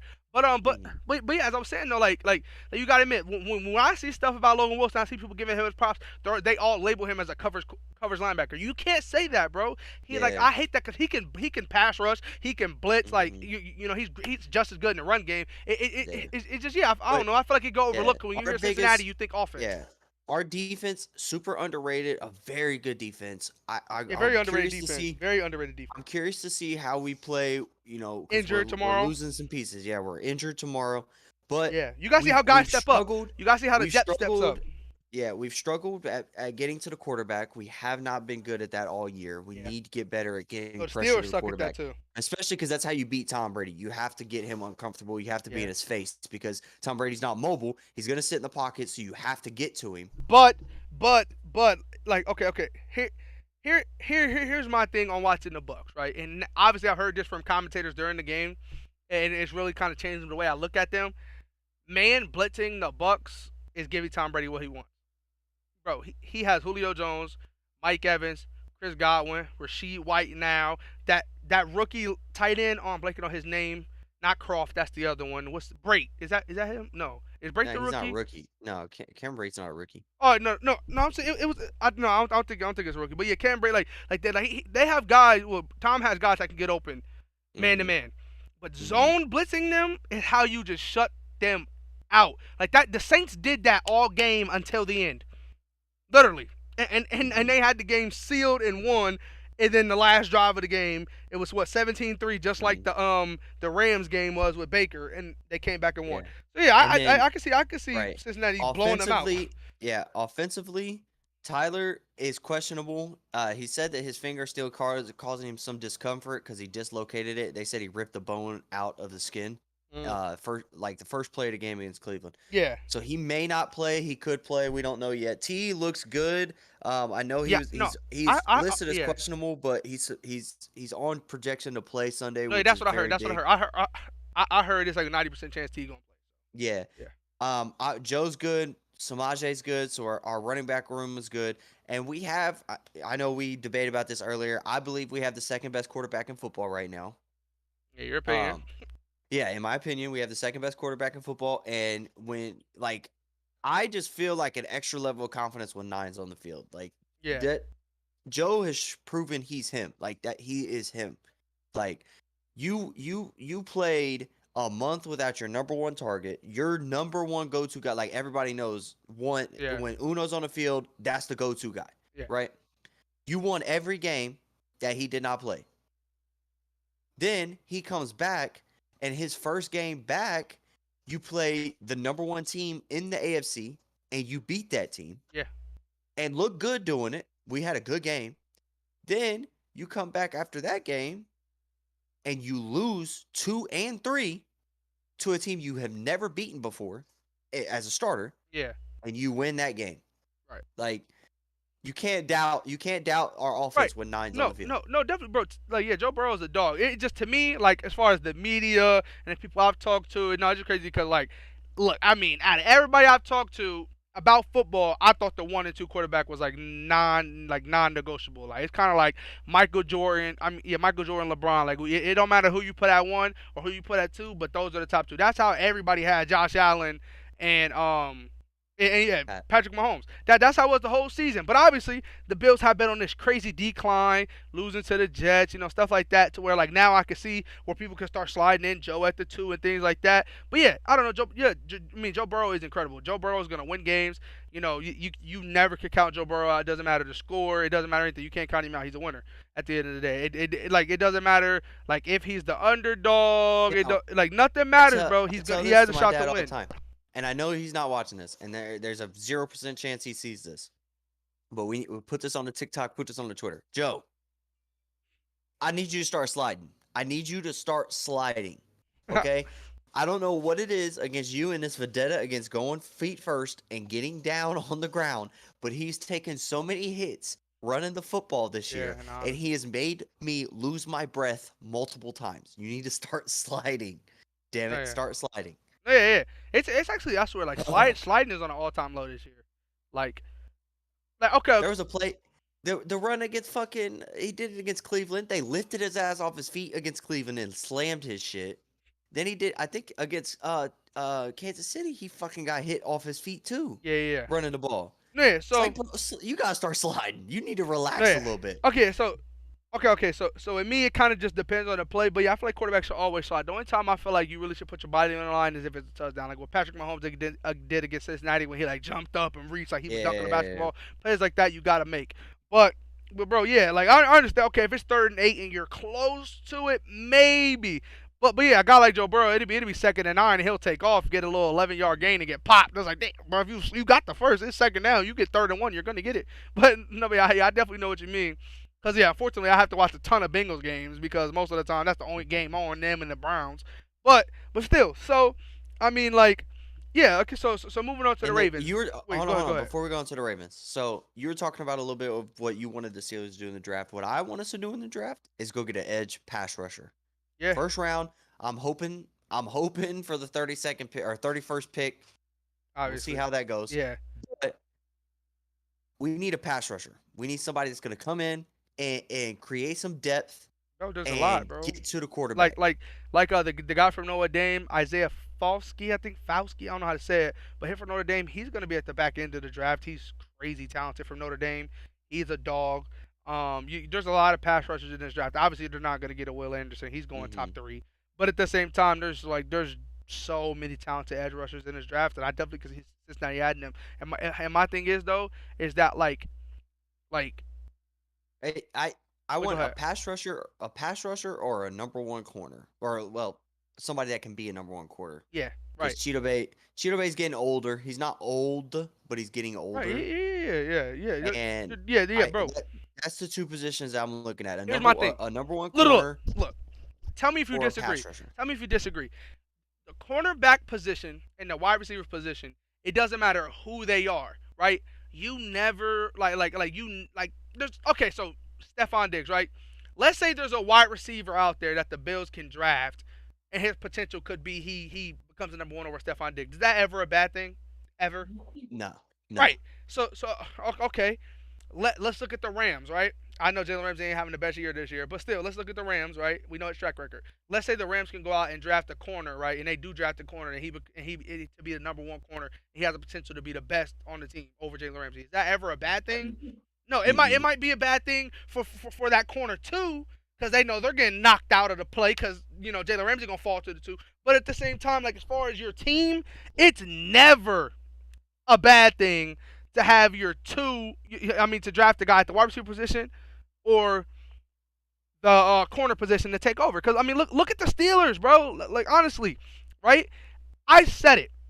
I swear, like week 3, week 4, I was saying That's what I was looking for. Go ahead. No, I was saying week 3, week 4. I said it, man. Steelers, they gotta trade away Chase Claypool. Ain't no ifs, ands, or buts. You got to, because he is not the he's the third best receiver on the team. But some teams could give him number 1 overall value, like Chicago did, a second round pick. Crazy. You would take that any day of the week for your wide receiver 3. You know what I mean? Like Cincinnati would even have to think about that. Right. You know? So the 3 players, here's the 3 players that I want the Bengals to take. Obviously, there's zero chance that Joey Porter Jr. falls to us late, but there's no chance he does. If he's sitting at Pitt's pick, that's who they're taking. Just letting you know. Yeah. Right. Like, I'm about to pull up my guys too. I know it's not gonna happen, but that's the number 1 guy that I want us to take. 2, I would like us to take Nolan Smith, the edge rusher, outside backer for Georgia, but I don't know if he'll be there for us then. If he's not there, I'm looking at BJ Ojolari out of LSU. Okay. Nice edge rusher.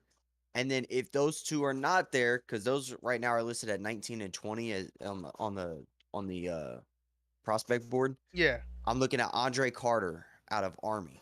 6'7", 260, ran a 4.6 40.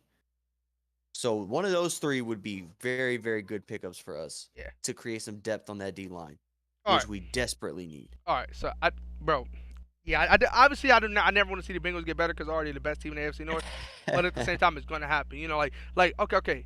Let's be honest though. Like, crazy part is we draft well. Yeah, the Bengals draft really good.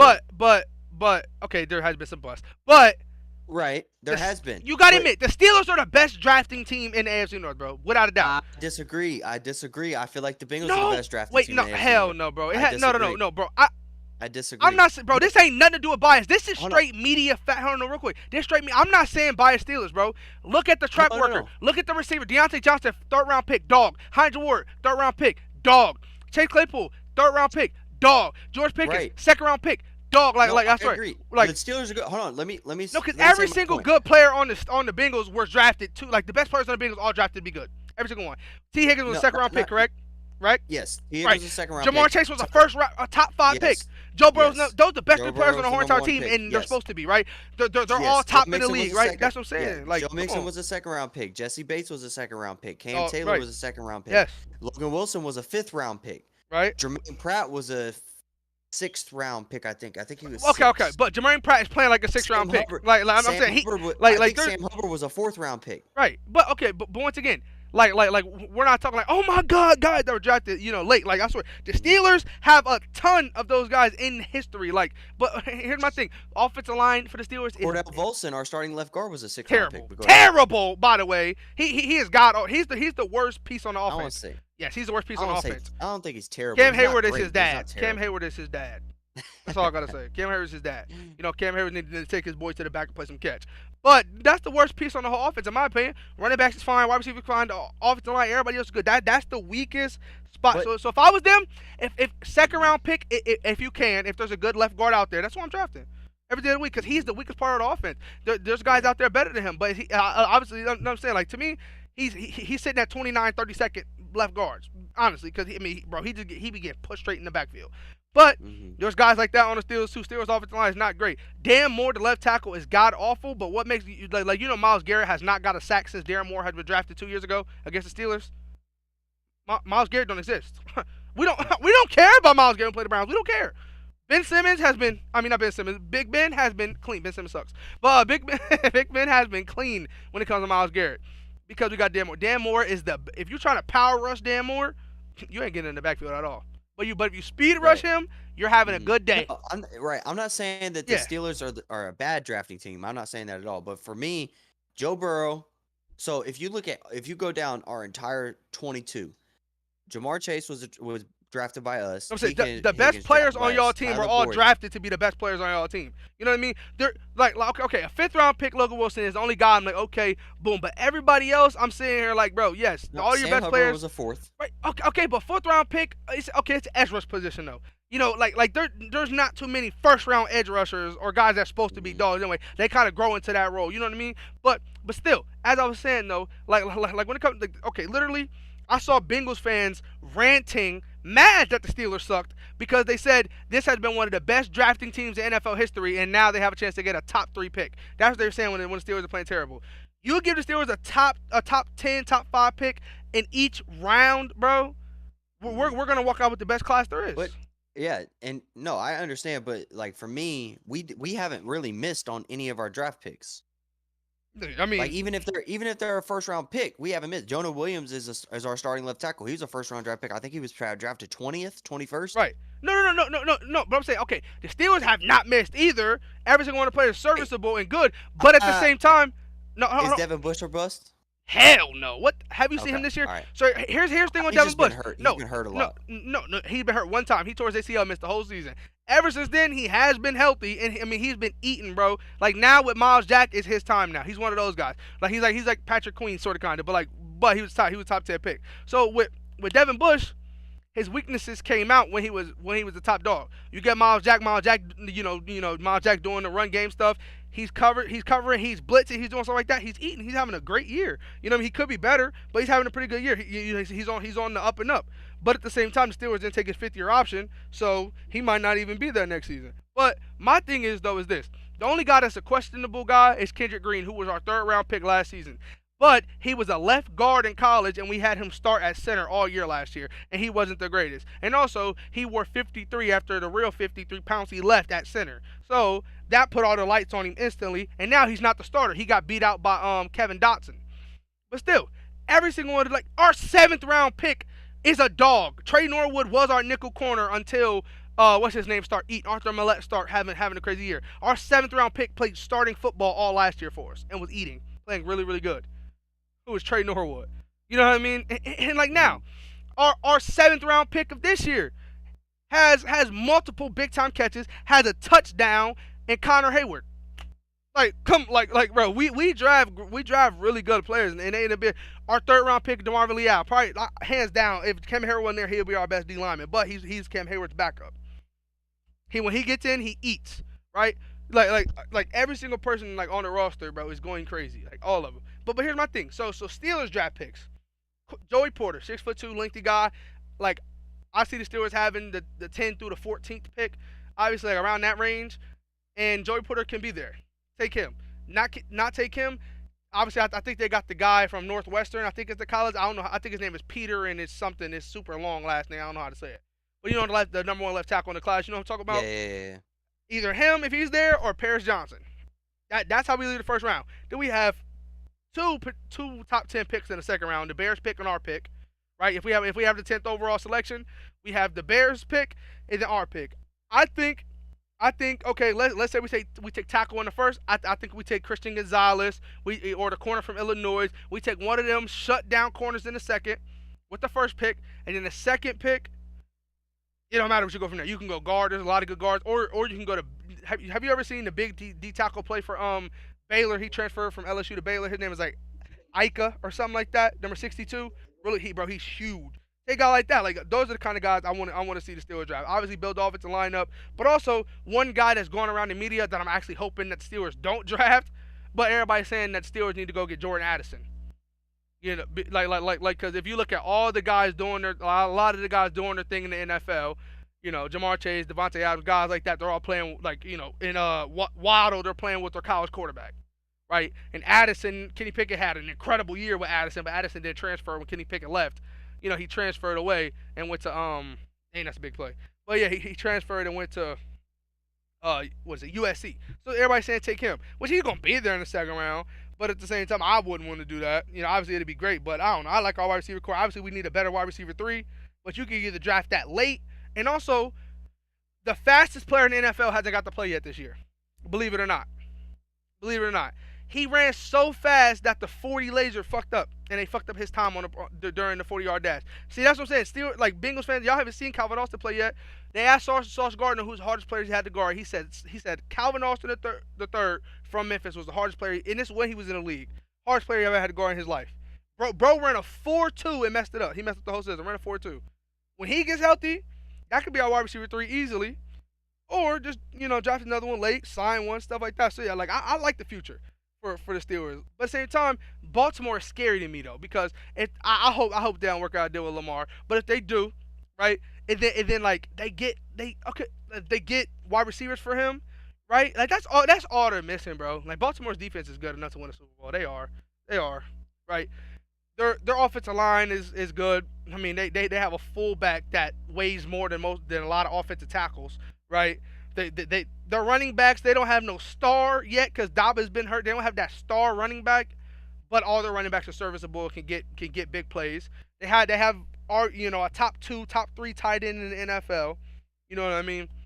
So yeah, it's literally to me just that wide receiver core. That's the only thing. And there's a lot of wide receivers coming out this draft as well. And I'll never forget the way my heart was beating when the Ravens were on the clock to pick before the Steelers with George Pickens.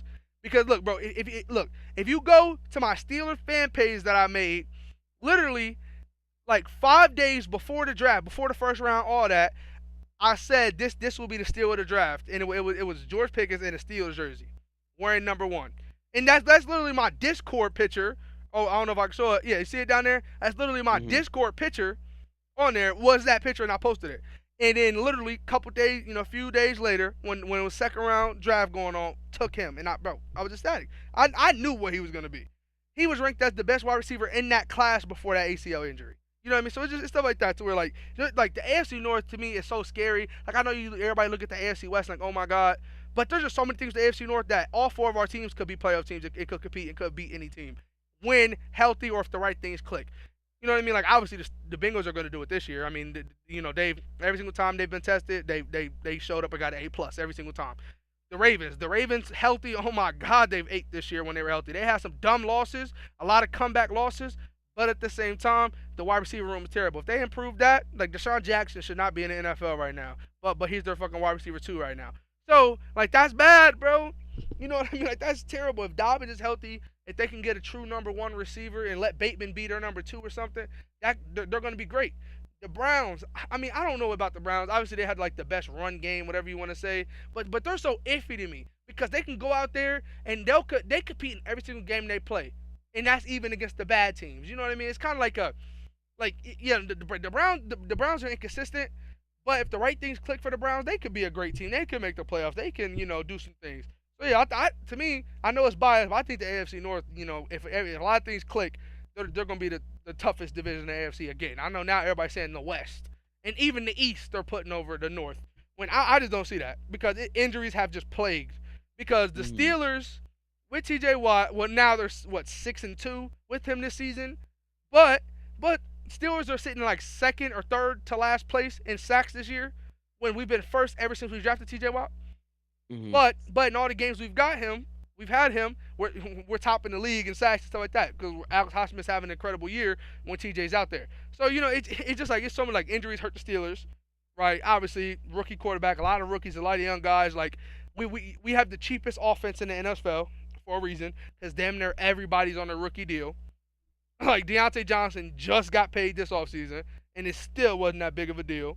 So yeah, and then Chase Claypool's on a rookie deal. He leaves. So yeah, like I think the AFC North is scary, and like bro, here's the thing is that it's crazy because there's like the Bengals are a great team. The Bengals can win the AFC North for the next 5 years in a row. They could, but at the same time, I also feel like it's open too.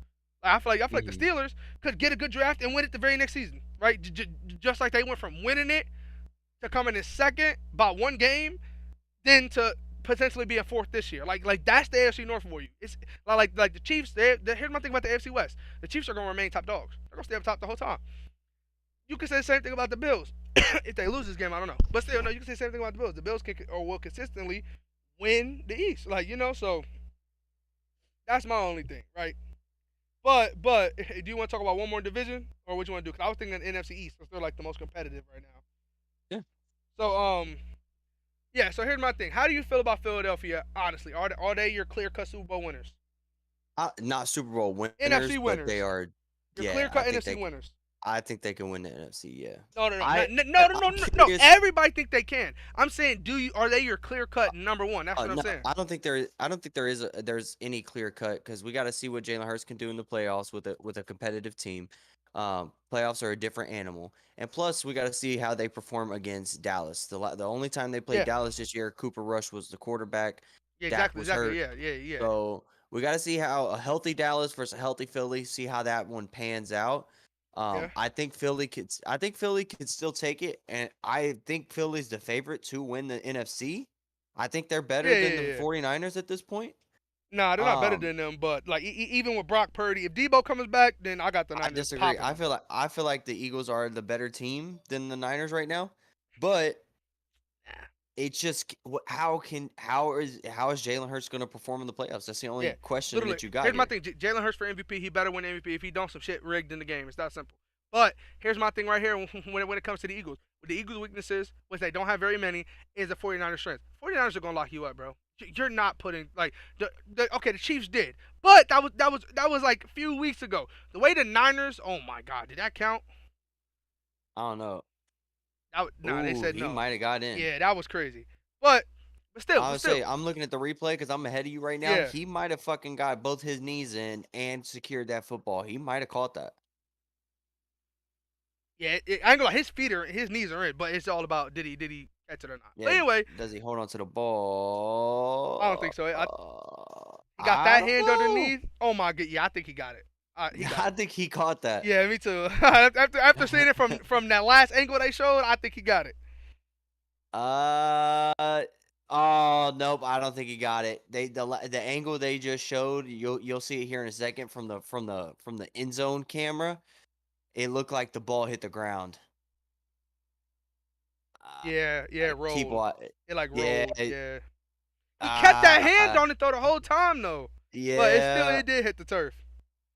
I don't know. We'll see what they say. They challenged it, so they're looking at it. That was gonna be close. Now, anyway, like as I was saying though, so when it comes to the the NFC East, man, the Eagles are really really good, and obviously I think they're the number one team in the NFC. They're gonna have a first round bye. Hopefully, to advance the whole thing to the playoffs. Things like that. But at the same time, there's just so many teams in the NFC. Like, here's my thing: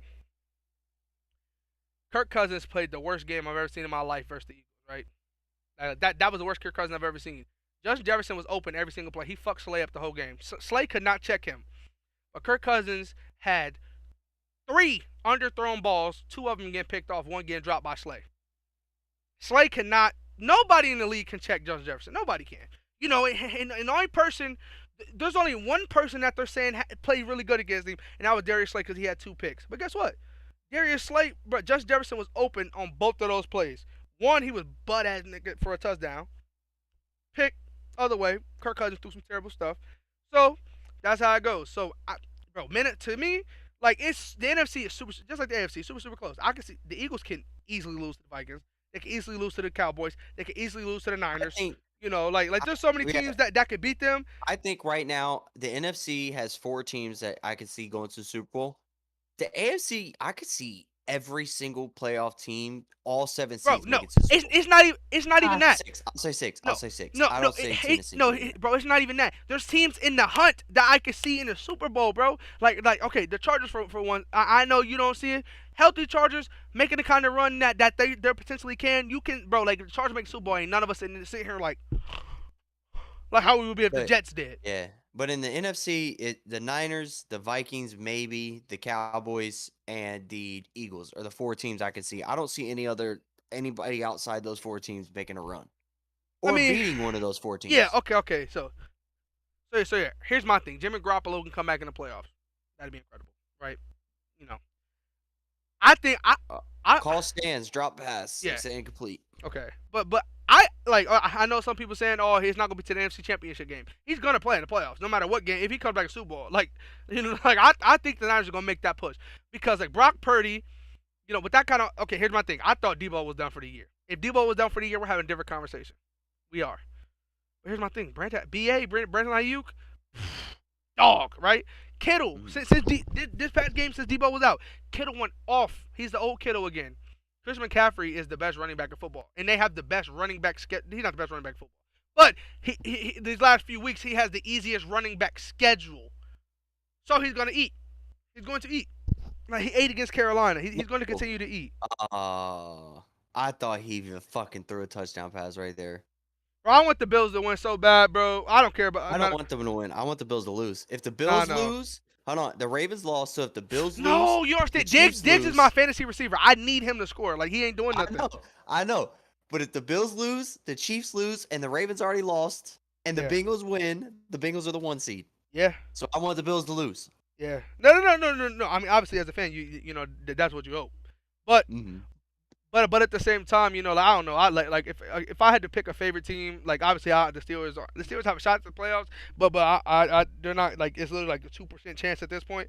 Like, you can count it up as the Steelers aren't gonna make the playoffs. So if I had to cheer for any team that is gonna make it, I'm going to cheer for the Bills.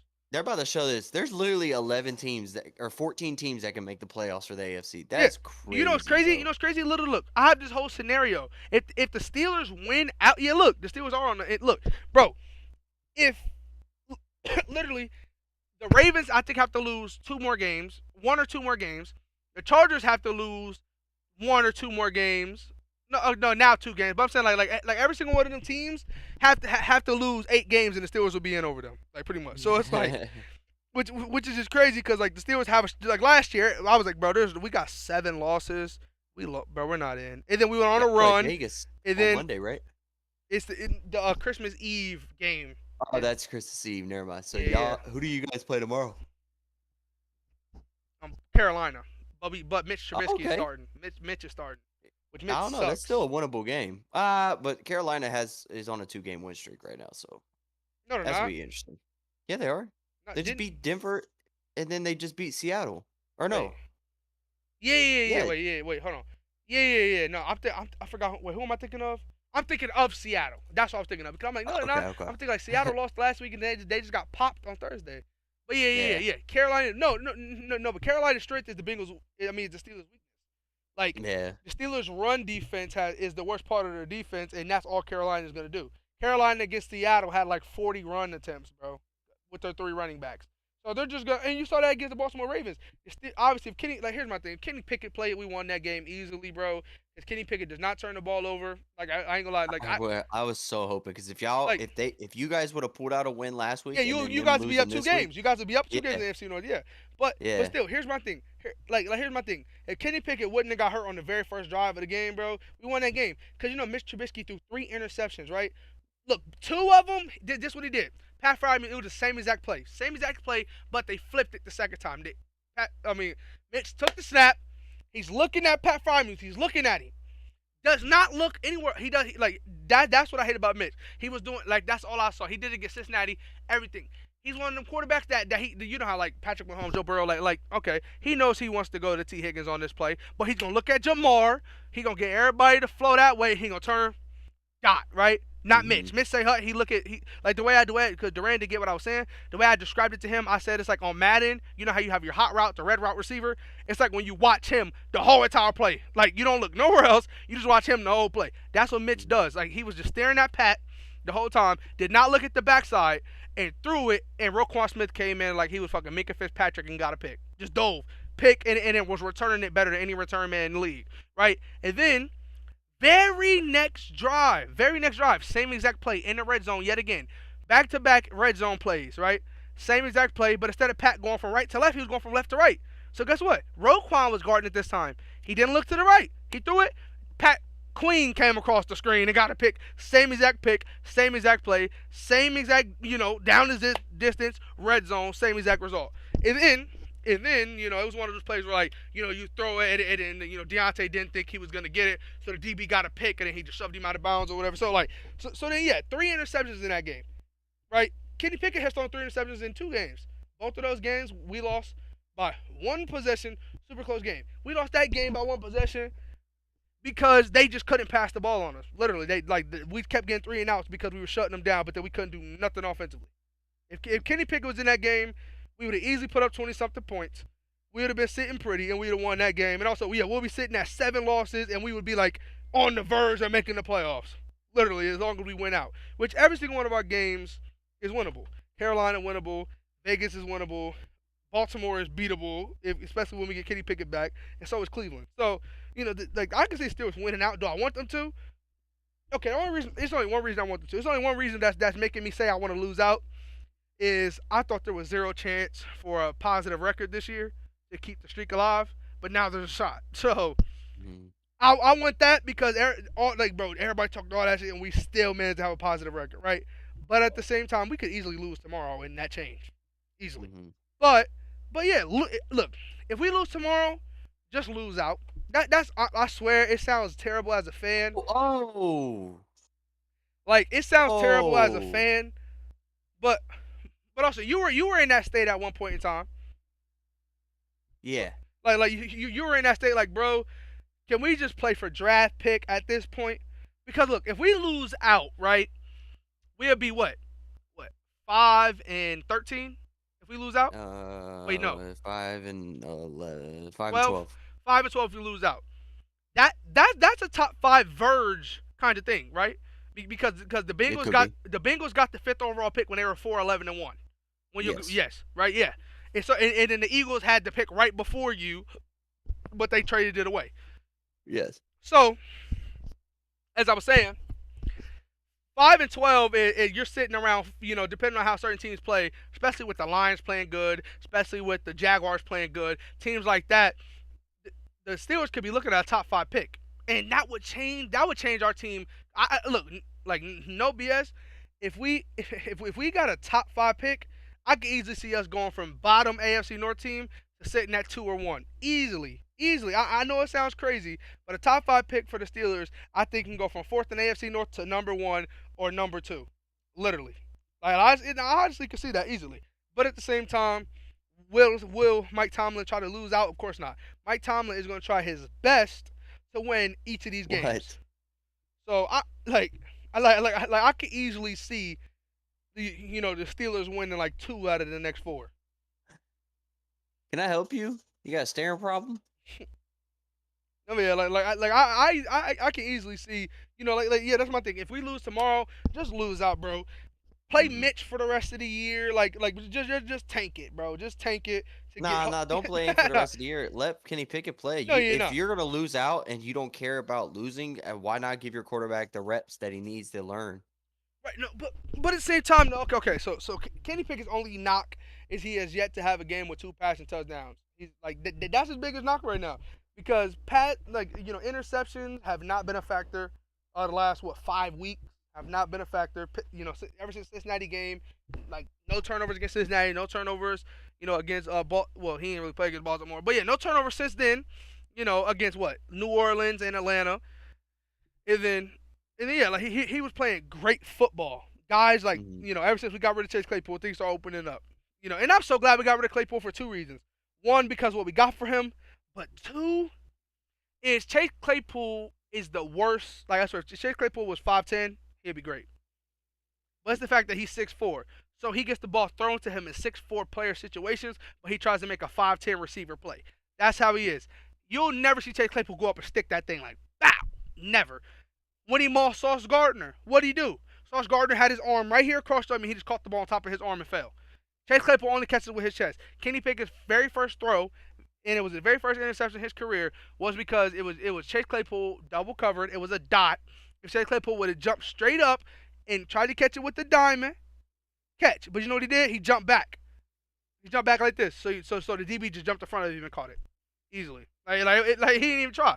It's like that play happens so often. I've never seen Chase Claypool catch the ball with his hands. It could be a slant. It could be a drag. It could be a jump ball. Oh, strip sack. Oh, Miami ball.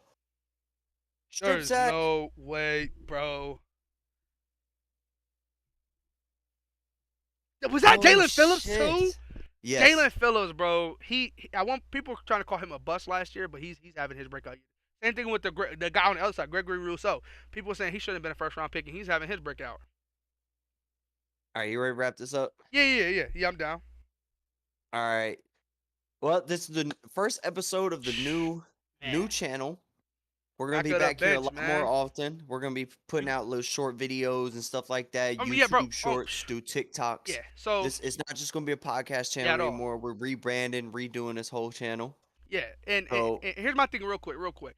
You guys saw us, it was like a certain day out of the week we went live and stuff like that. Then that's all we did. No, you're gonna see a lot of videos posted on this channel. We're gonna get a schedule and we're gonna stick to it, and hopefully we can get like 5-6 days out of the week. Minimum we're gonna be getting a video or two out, getting TikToks out, getting stuff all like right, that out. right. So here's what we're gonna do before we end this. We are now called the Back of the Bench podcast. So now we have our bench player of the week. So once a week, when we come on the podcast at the end of the show, me and Jeffrey are going to give away the bench player. This player is a player that performed so badly, he needs to get his ass back to the bench. So Jeffrey, who is your bench player of the week? So wait, what? No, yeah, no. I had to ask you about that. What? We had the week. We're gonna do week 14. Yeah, yes. Okay. So week 14, yes. Because there's only a couple games been played so far at 15. So this don't count yet. So week 14. You go first. You go first. You call me off guard. You go first. All right. So week 14, get your ass back to the bench. My week 14, get your ass back to the bench is Amari Cooper. Locked up almost the entire game. Dropped the game extending 4th down. Hit him in the hands. Dropped it. Got locked up. Get him on the bench. The only reason you know that game is because you watched it live. Why don't you see me at left back on the bench?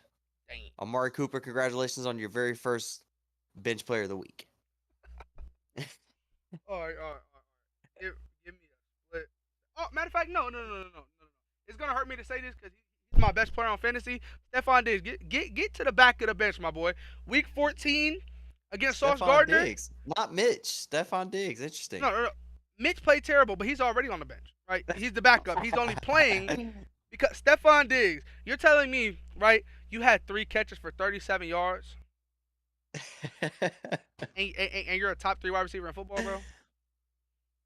Get to the bench, bro. Like get him. You know what I mean? Like this week he's having right now, this game right now, he only got 4 catches. That's it. That's all he got. 4 catches. But at the same time, that's the thing though, is that with Diggs, being a fantasy owner of Diggs, if there are any guys out there that's watching this, all game you're like, damn, Diggs Diggs about to have a bad week, and out of nowhere he'll get 1 touchdown, and he goes from having a 6-point game to getting you 18 or something. It's like, oh, yeah, I'll take 18, I'll take 18, 20, I'll take 20. I'll never forget wait, what game was it? Oh yeah, the Detroit game. Bro, Austin, when I tell you he had 15 targets, bro, I'm sitting here like, bro, another ball not caught, another terrible ball, another overthrow, another play broken up. Bro, you suck, bro. But then he got 8 catches though, only 77 yards. So I'm sitting here with decent points, but I'm like, dang, he gonna lose me my week. And then at the end of the game, he gets a touchdown. At the very end of the game, to win 28-27. I mean 25. Bro. So I was sitting here crying salty all day, and you get a touchdown at the end of the game. I'm hoping this happened this game too, but still, that's how it happened. So, but last week, Stefon Diggs, Mitch, everybody, Russ from last week, 3 touchdowns is great, bro. But you had 3 picks. Step it. Get to the back of the bench. You suck, bro. All right. So congratulations to Amari Cooper and Stefon Diggs for winning the very first ever inaugural bench player. Yeah, bench player of the week. Let's clap it up for him, man. Good stuff.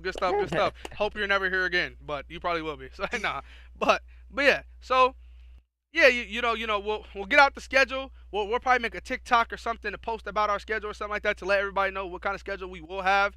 But then after that, we're just gonna get on it, and we're gonna get to the content. But as far as live streams, Austin, what day of the week did you want to do our live streams every week? Because did you want to do Saturdays or did you want to do Fridays? Yeah, Fridays. Yeah. So because that way Saturday, because with the bowl games and shit coming up here soon, Fridays will probably be the easier day. So every single Friday, y'all gonna come to the bench with us, and we're gonna be at the back of the bench pod. You're gonna be here with us, and yeah, man, it's just great content. We talk about nothing but football right now because it's a first football Saturday. Season. Yes, it's a football Saturday, man. Yeah. But yeah, you got March It's Madness a coming football. up. No, hold on. This is a football paradise, Jeffrey. I just told this. I was just talking to Kinsey about this earlier. We have football today, tomorrow, Monday, Tuesday, Wednesday, Thursday, Friday, Saturday, Sunday. We have football constantly. Yes, bro. Every day there's a game. Look. College and pros. Yeah, and yeah, bro, it doesn't get better. So you're gonna hear a lot about football, but we're basketball guys too. You're gonna hear basketball. College basketball is my thing. You're gonna hear a lot about that. Well, like next podcast, maybe in a few videos, I'll probably talk about it during this week. You know, like we're gonna get out other content than the NFL. But as far as this podcast, bro, it's the first NFL Saturday, and I don't know how long we had to get to it. We had to talk about it. Mm-hmm. And it's gonna be a juicy one. This is a great week. Go Bengals, go Dolphins, and go Texans. Yeah, you know, go Steelers. Let's put on the ski mask and the black Air Force Ones and let's do our thing. You know how that goes. God, I hope Houston could pull out an upset against Kansas City. Oh, please. Come on, football gods, give me a Houston W in Kansas City. Yeah, hey. I'm hoping for you, bro. That'd be crazy. All right.